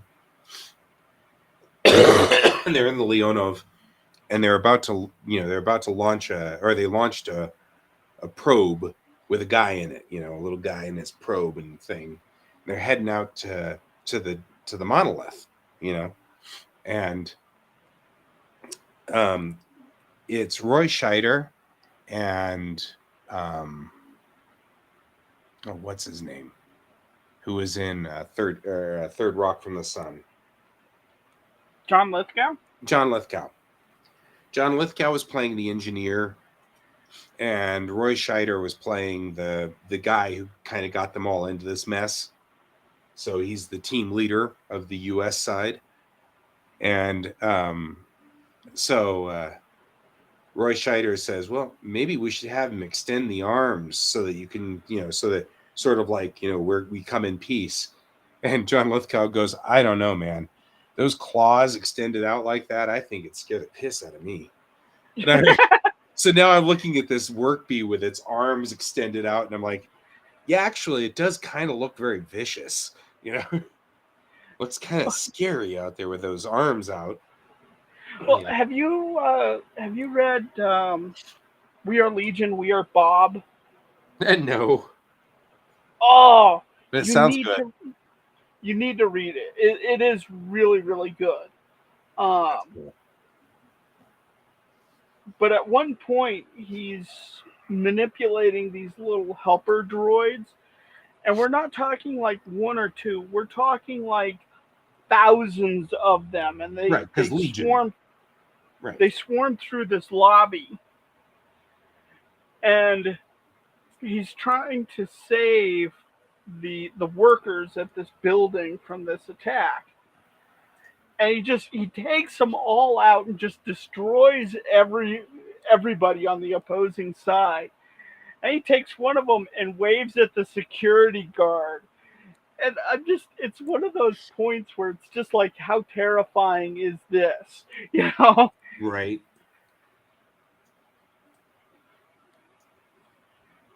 You just watch these things massacre through an invading force, and now it's just waving at you.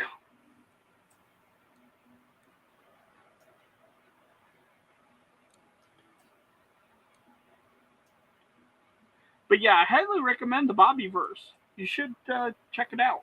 The Bobbyverse. I like it.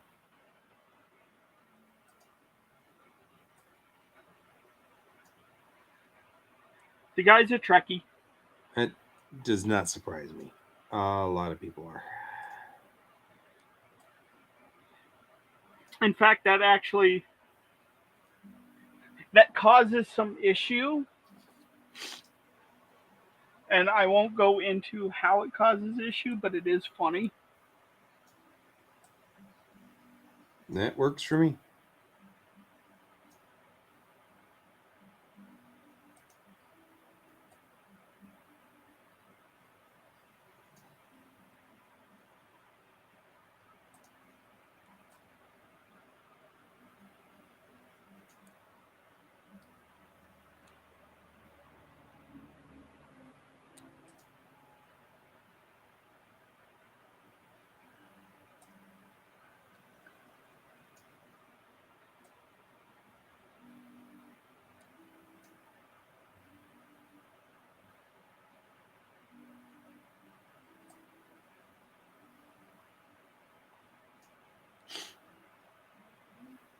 There we go. Now I feel like this is a great little picture. We've got little work bees all over the place. We've got shuttles going in and out. We have our hero's ship in the front and center. And we have this big destroyer in the background just hanging. Looming. Yay, work.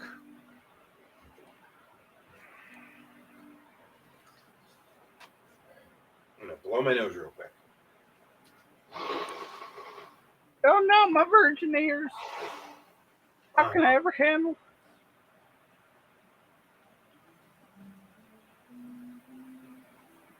I've been traumatized for ages. Here, grumble. I'm over this cold.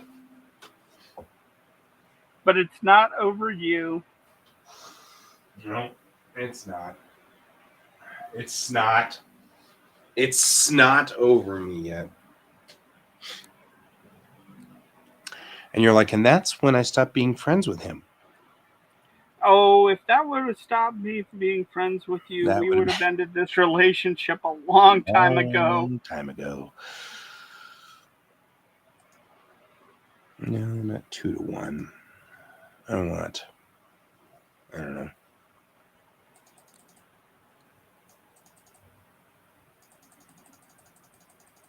No, that's going to take forever.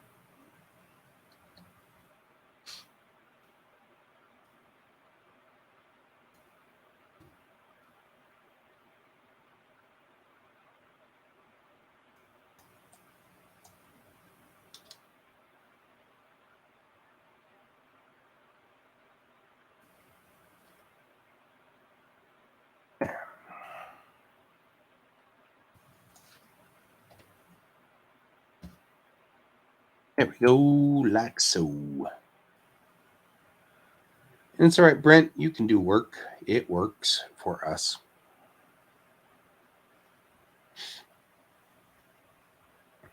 Now we have work bees in the bay.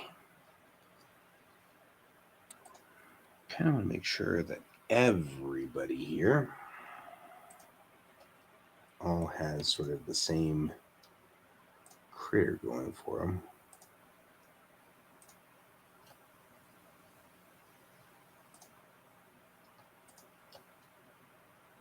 Make sure their surfaces are all set for ambient at about 50%. Because then, if everybody's surfaces are set for ambient at 50%, which should include both work bees,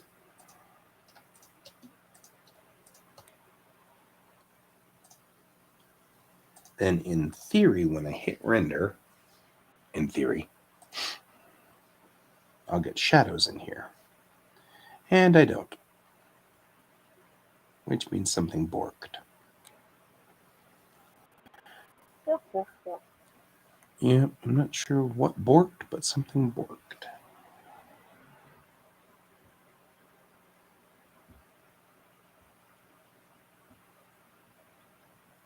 But it doesn't look bad.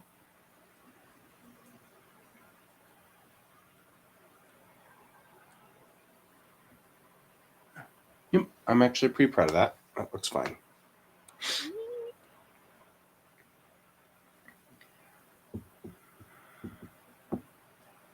But I have a theory that it's a demon, a dancing demon. Something isn't right there. That if Is it a game theory? it is not a game theory.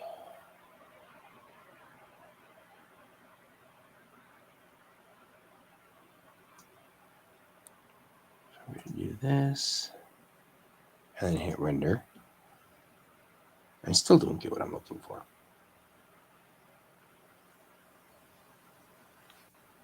Is the light set for casting shadows? No, Breast is not speaking. Bright, dark, bright, dark, bright, dark. Man, arms and legs and things are not set right. I can already tell. Things you can say about comic making that you can't say in public. Right.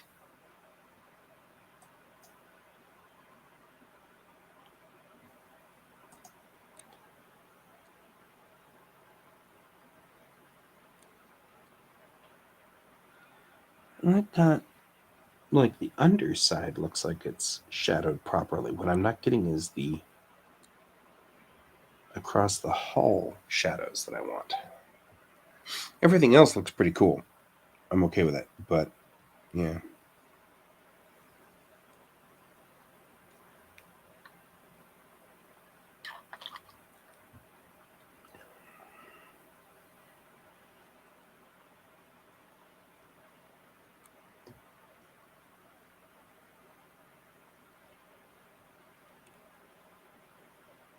Okay, that doesn't look like your crotch is talking.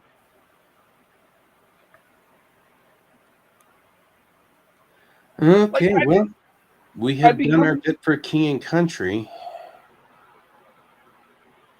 I've become very um,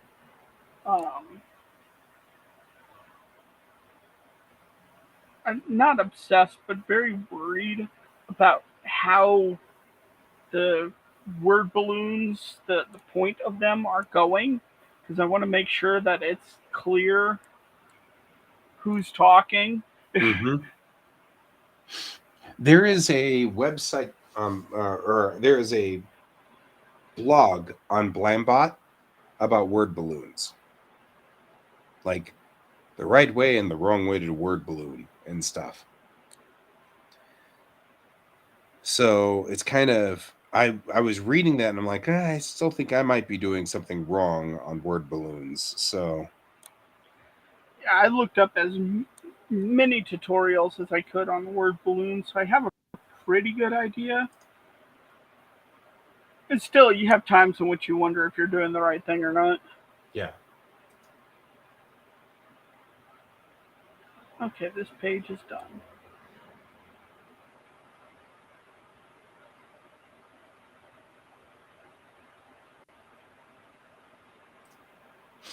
yeah. Let's see here. See if I can find it for you real quick.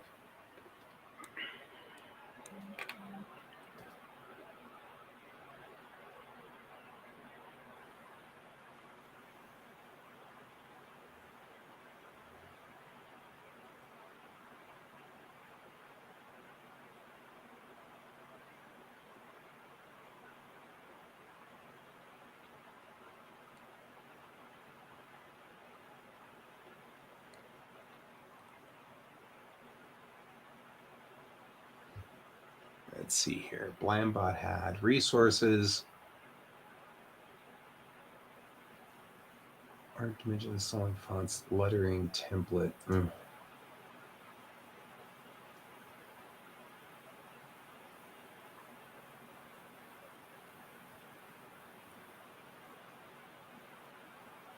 Breath marks, AK whiskers, fireflies, crow's feet. Interesting. Fascinating.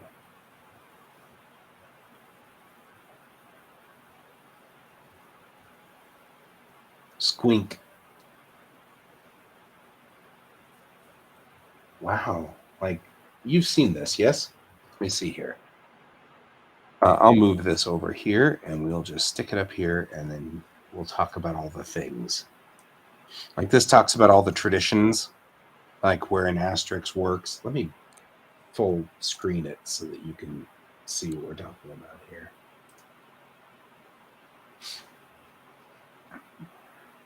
So it's talking about like how an asterisk works.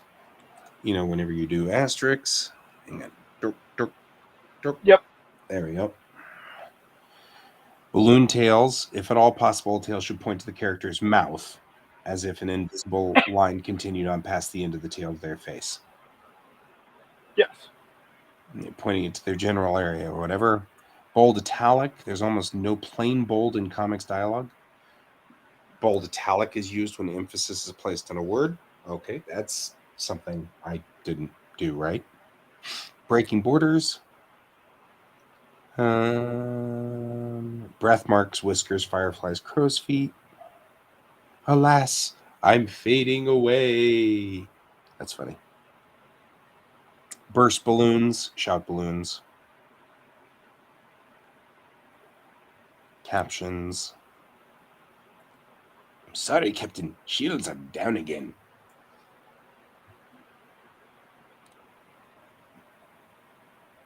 And that's when the shots fly. Yep. The crossbar eye. I assume you were doing that, correct? Yes. So the eye doesn't have a crossbar when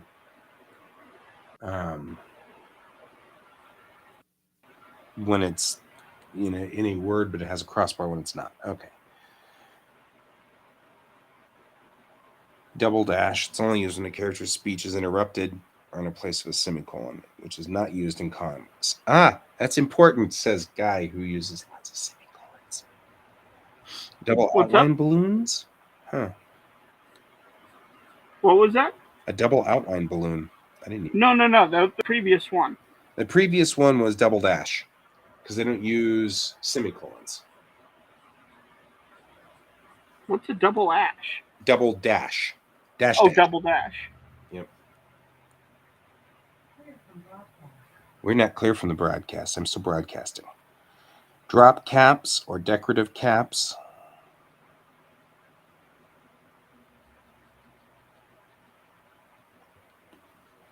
Okay. Ellipses. I use ellipses way too much.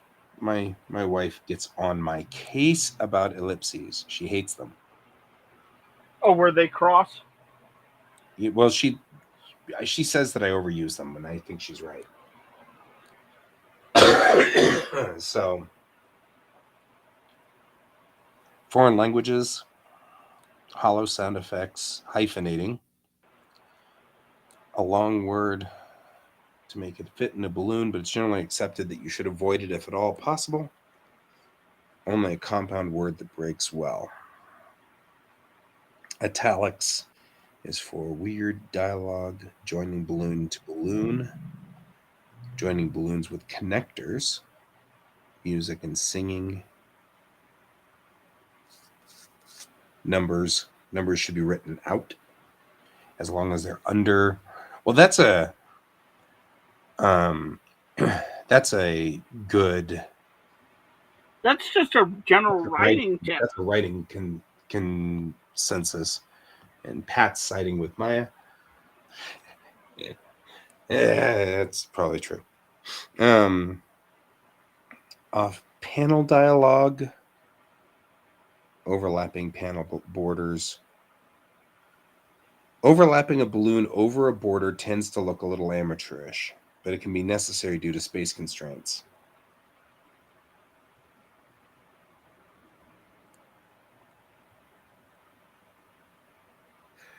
So I do that a lot, the over the border, whenever I do bubbles. I think you can make it work. It's stylistic. It's a stylistic thing, and what they're saying amateurish, I think there's a way you can actually do that and have it not be amateurish. Like, for instance, if I'm having a panel where I have one person talking and another person talking, sometimes I'll have the bubble break to show they're talking in the same scene. Right. If that makes sense. It does. I'm just trying to figure out, because I mean, it seems like you can't see it because of this. I don't use that one often, but I do use it. I do see that, like, we get them popping off the bottom of the that's what Brent's saying right there is that they do pop off the edges in manga a lot. Yeah, I think that one's okay, simply because of the style we're going for and the fact that that's more of a traditional American thing. Yeah, I feel like that's kind of going away now, particularly as more independents come into this. Roboto. Yeah. Yes, roboto. Tomo arigato. Juden. Roboto nanka ni. Roboto nanka ni. What do you mean it's a robot? When did it turn into a robot? Why is it a robot? What have you done? Yes. Question mark exclamation point can only be used for shouted question. It's a loose rule. The question mark should come first. Marvel insists on it, and Blambot guys agree.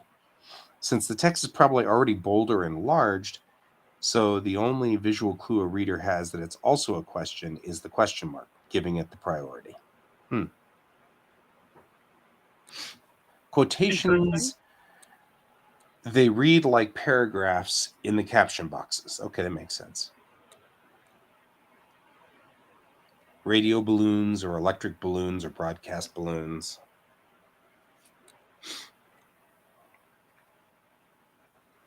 Roach chew. Oh, that's funny. I didn't even know that this was a thing. What? Roach chew. Oh, That's what where it's you have called. the bottom of the. It's called roach chew. That's funny. Rough balloons. Sentence spacing. You no longer need 2 spaces after the end punctuation of a sentence. 1 space is sufficient. Okay, so another thing I have also heard is the only exception to, so there are no periods in bubbles. So you don't put the period in there at all. So like this bubble here has a period at the bottom, and that shouldn't be in there. Exclamation points, yes. Commas, yes. Question marks, yes. But not periods. So if You you know have what? 2 sentences, you should break them into 2 bubbles. You know what's funny about that? Is that I've actually gotten yelled at for not putting periods in balloons. In the balloons, huh? Because I was doing that where I wasn't doing it, and they Right. said it doesn't feel right. Like it makes it sound like the person is just rambling on. Right. Well, that's what I was saying is like you don't put the period in, but you break sentences into bubbles. So Well, and that's what I was doing is I would right. have the sentences into different bubbles. But someone said because there was no period in there, it felt It like they sounded were just rambling on rambling. instead of breaking. So I Small started. dialogue, big balloon. Here's one I didn't know. It's a code. Pat, go on ahead and ask your question. I will answer it in between breaths, I guess. So small dialogue, big balloon. So we've got the dialogue is small, but the balloon is large, makes it a whisper. Or they're speaking sheepishly. That makes sense. I like that. I Mm-hmm. actually really like that. Right? In fact, I'm going to use that right here. You're going to use that right now. Right now. Right now. Because I have a character who.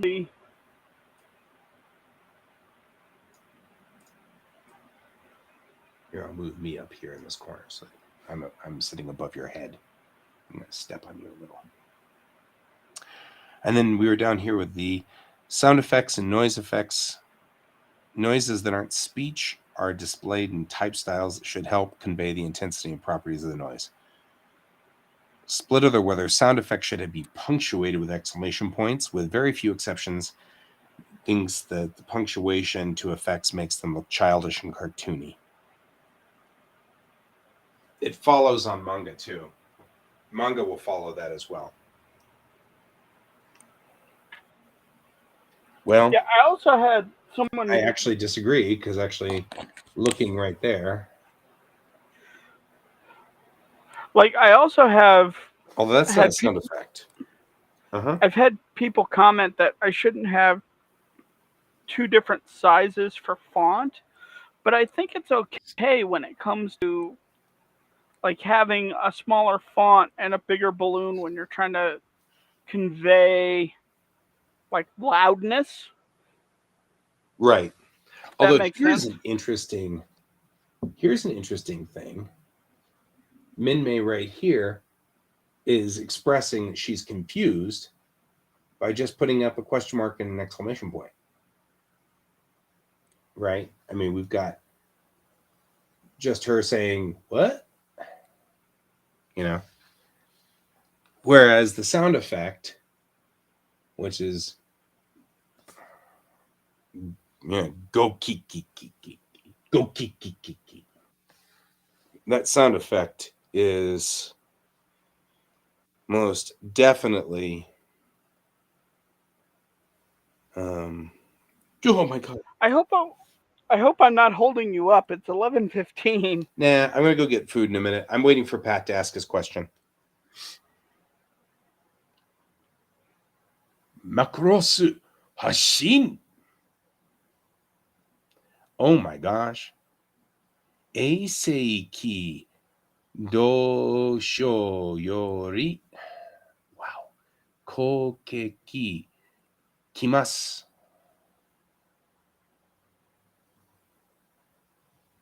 Maniana. Maniaka. Nothing we can do about it. So he's like, right. The captain says, Macross, take off. And she says, there are still people on the ground. And he says, there's nothing we can do about it. Right there.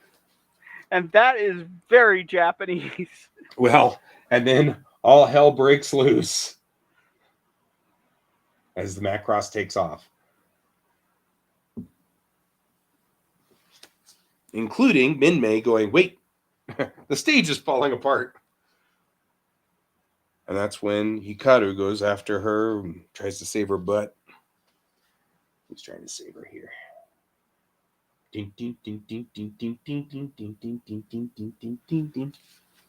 Man, I love manga.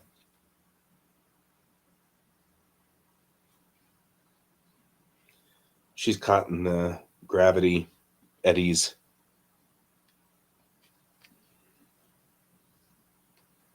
Wow. This is the stuff that always makes me like, crap, I'm going to really work my Japanese to figure out stuff like that. That's all technobabble. That's what it... Let's see. Honkan igai no. Wow. Budai mo fujo shite masu. Bunkan igai. Oh, outside. Lifting off, going up. Okay, gotcha. No. Butai mo. Butai. Mm. Wow.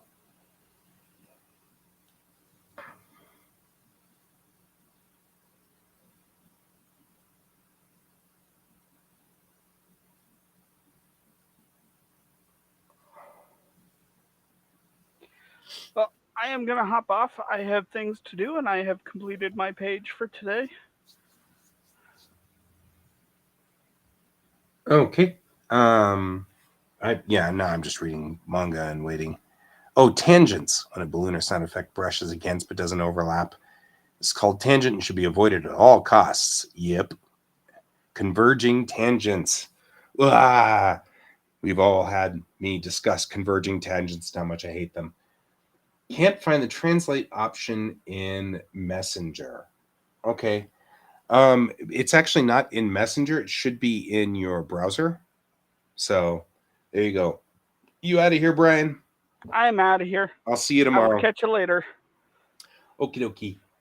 Tomorrow will be artist check-in. Artist check-in tomorrow. So we'll check in tomorrow. Or all right. Something. Yeah. So catch see you later. You later. So Pat, you'll find it should be in your browser. So like if you use Chrome, your browser will automatically Google Translate the page. It doesn't matter what it is. So if you just bring up Messenger in your browser, you should be able to see the translate function.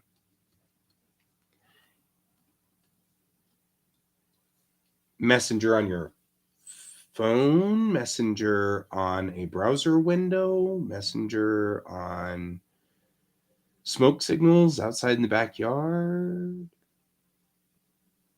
Because that's important. So, I mean, like, because if Messenger's on your phone, like you're using it on your phone as an app, then there may not be a translate function on that one. I'm not 100% sure.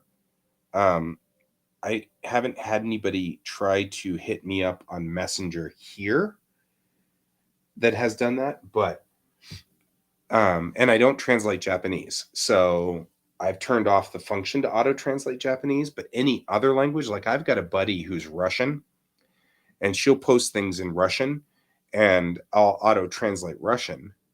So, and especially now, she's very, very active right now. So, like, I'm reading a lot of the things she's posting because she's been anti-Putin since time immemorial, and now she's just raging mad.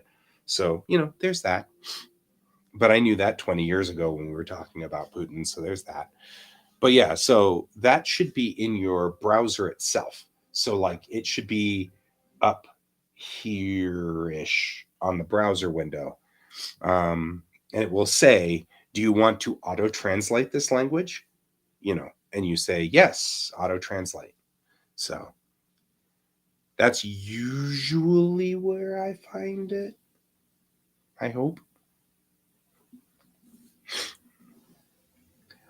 But yeah, I'm routinely fascinated now by how the auto translators are doing such a good job. Like, my buddies used to speak only in English, but now they can speak in their native tongues on Facebook, and it just auto translates it out. my friends in China and Korea are still having kind of a problem because the auto translate function, languages that aren't similar, like the grammar structure of Asian languages is reversed, and so that usually gets really confusing. So you have to kind of be a certain amount of, well, I think I know what you were trying to say, but they're auto translating English out too, so that, sometimes it gets funny when you get kind of, I'll write in English, they'll write in Korean, and then I'll write in English and they'll write in Korean, and then all of a sudden both of us are like, I think we got lost somewhere in the mix.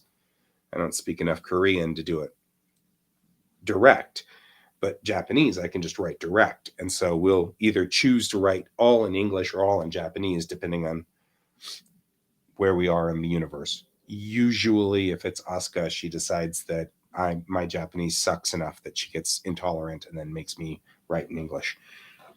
Because she's a teenager, and that's what teenagers do. Okay, well, I hope that answers your question, Pat. Did that answer your question?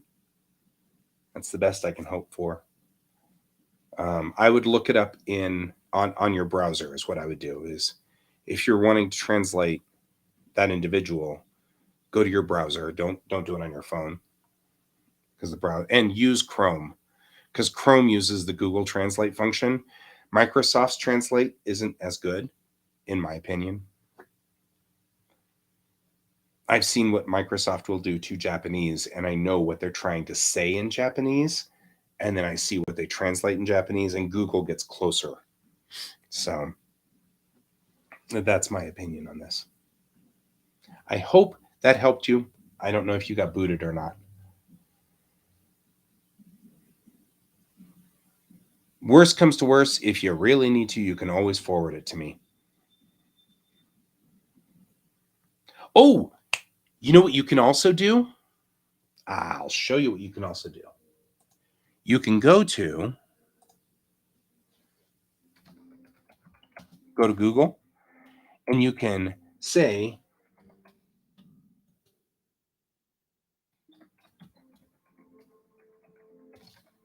translate Japanese to English, and then you can copy and paste the text here where it says enter text. You can just copy and paste it in there, and it'll give you a translation.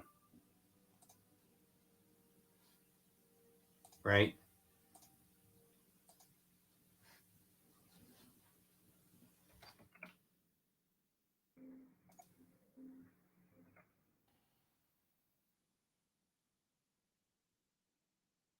It's being very slow on my computer. That's all right. I think you get the idea.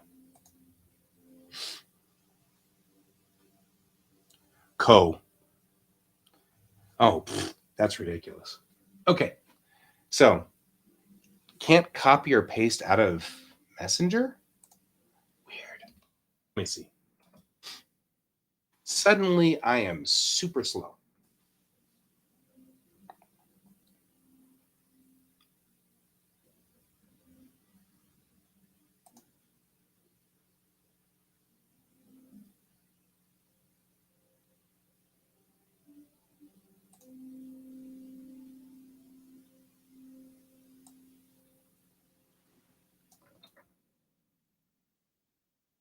Okay,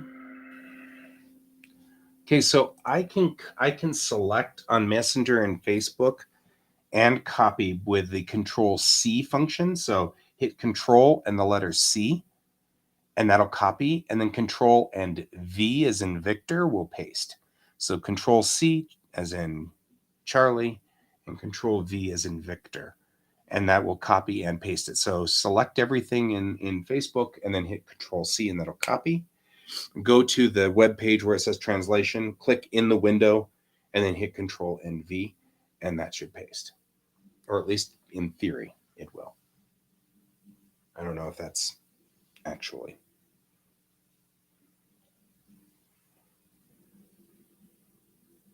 See if that works. And I'll stick around here for a minute until you do that. And see if that works for you. So give me a holler and tell me if that worked.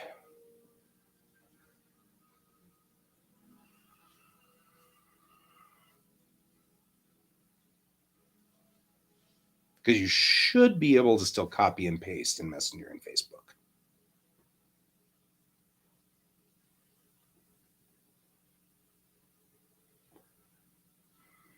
Oh, are you on an Apple machine or a Macintosh? Because if it's a Macintosh, I think it's the Apple button, the one that kind of looks like so that's Command. And I think it's still Command C and Command V. I don't think that's any different. So if that, yeah, if that's, it should still be Command C and Command V. That shouldn't have changed.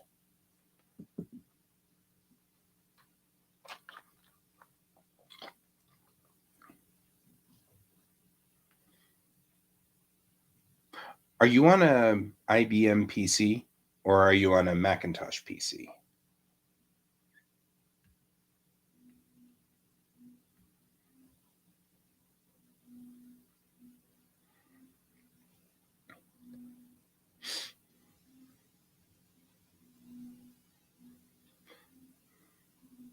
It is kind of complicated, and I get that. Okay. So you're running Chrome, and that works. I will switch to my personal page or my art page because that way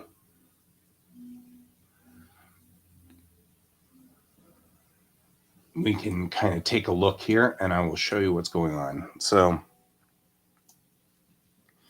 here is like a thing, and you can select text by using the select tool. You hit Control and C. Open.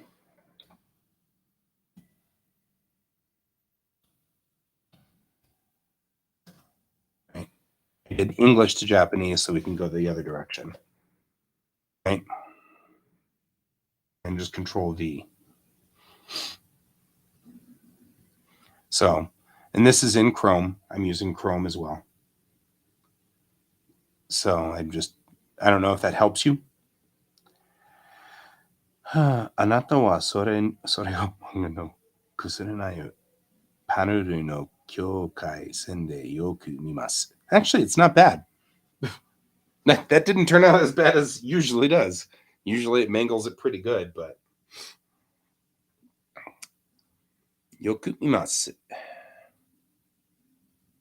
So, and we should be able to just take that same text and go in reverse.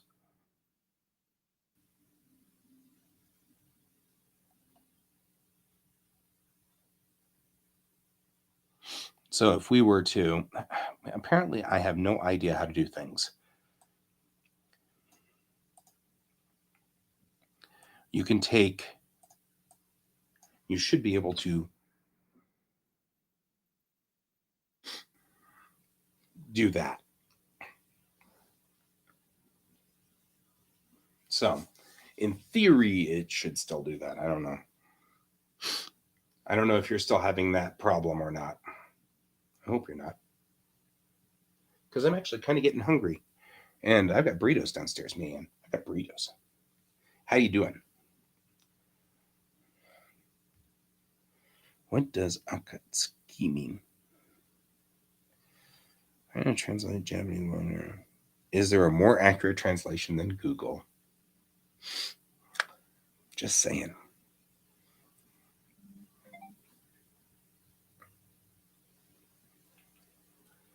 Are you sending it to me?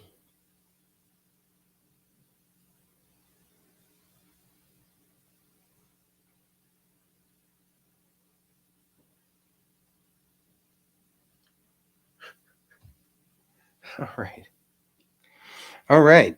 Well, so that's where I've got kind of going on this one. I hope that helped you a little on that. I'll close Facebook because we're getting kind of chuggy over here. But hey, check out this Bay 44. Pretty cool. Pretty cool.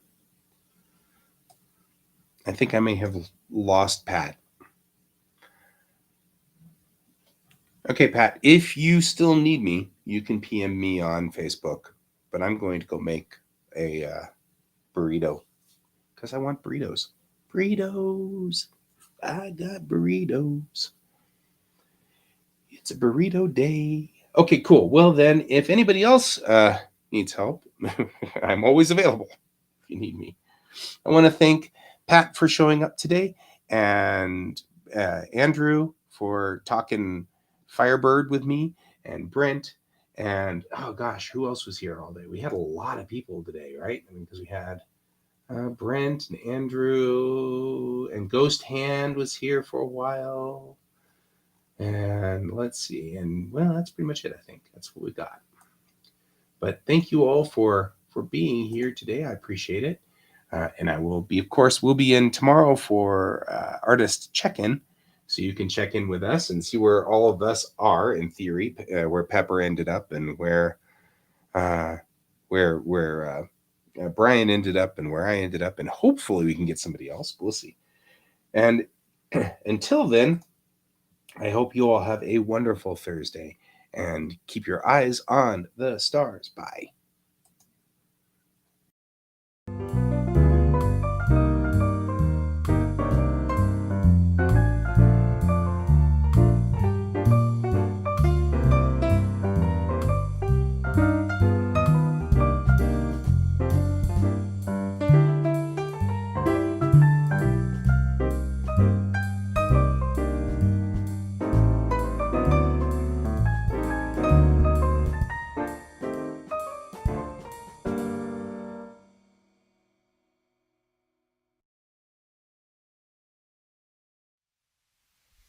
Computer, good night.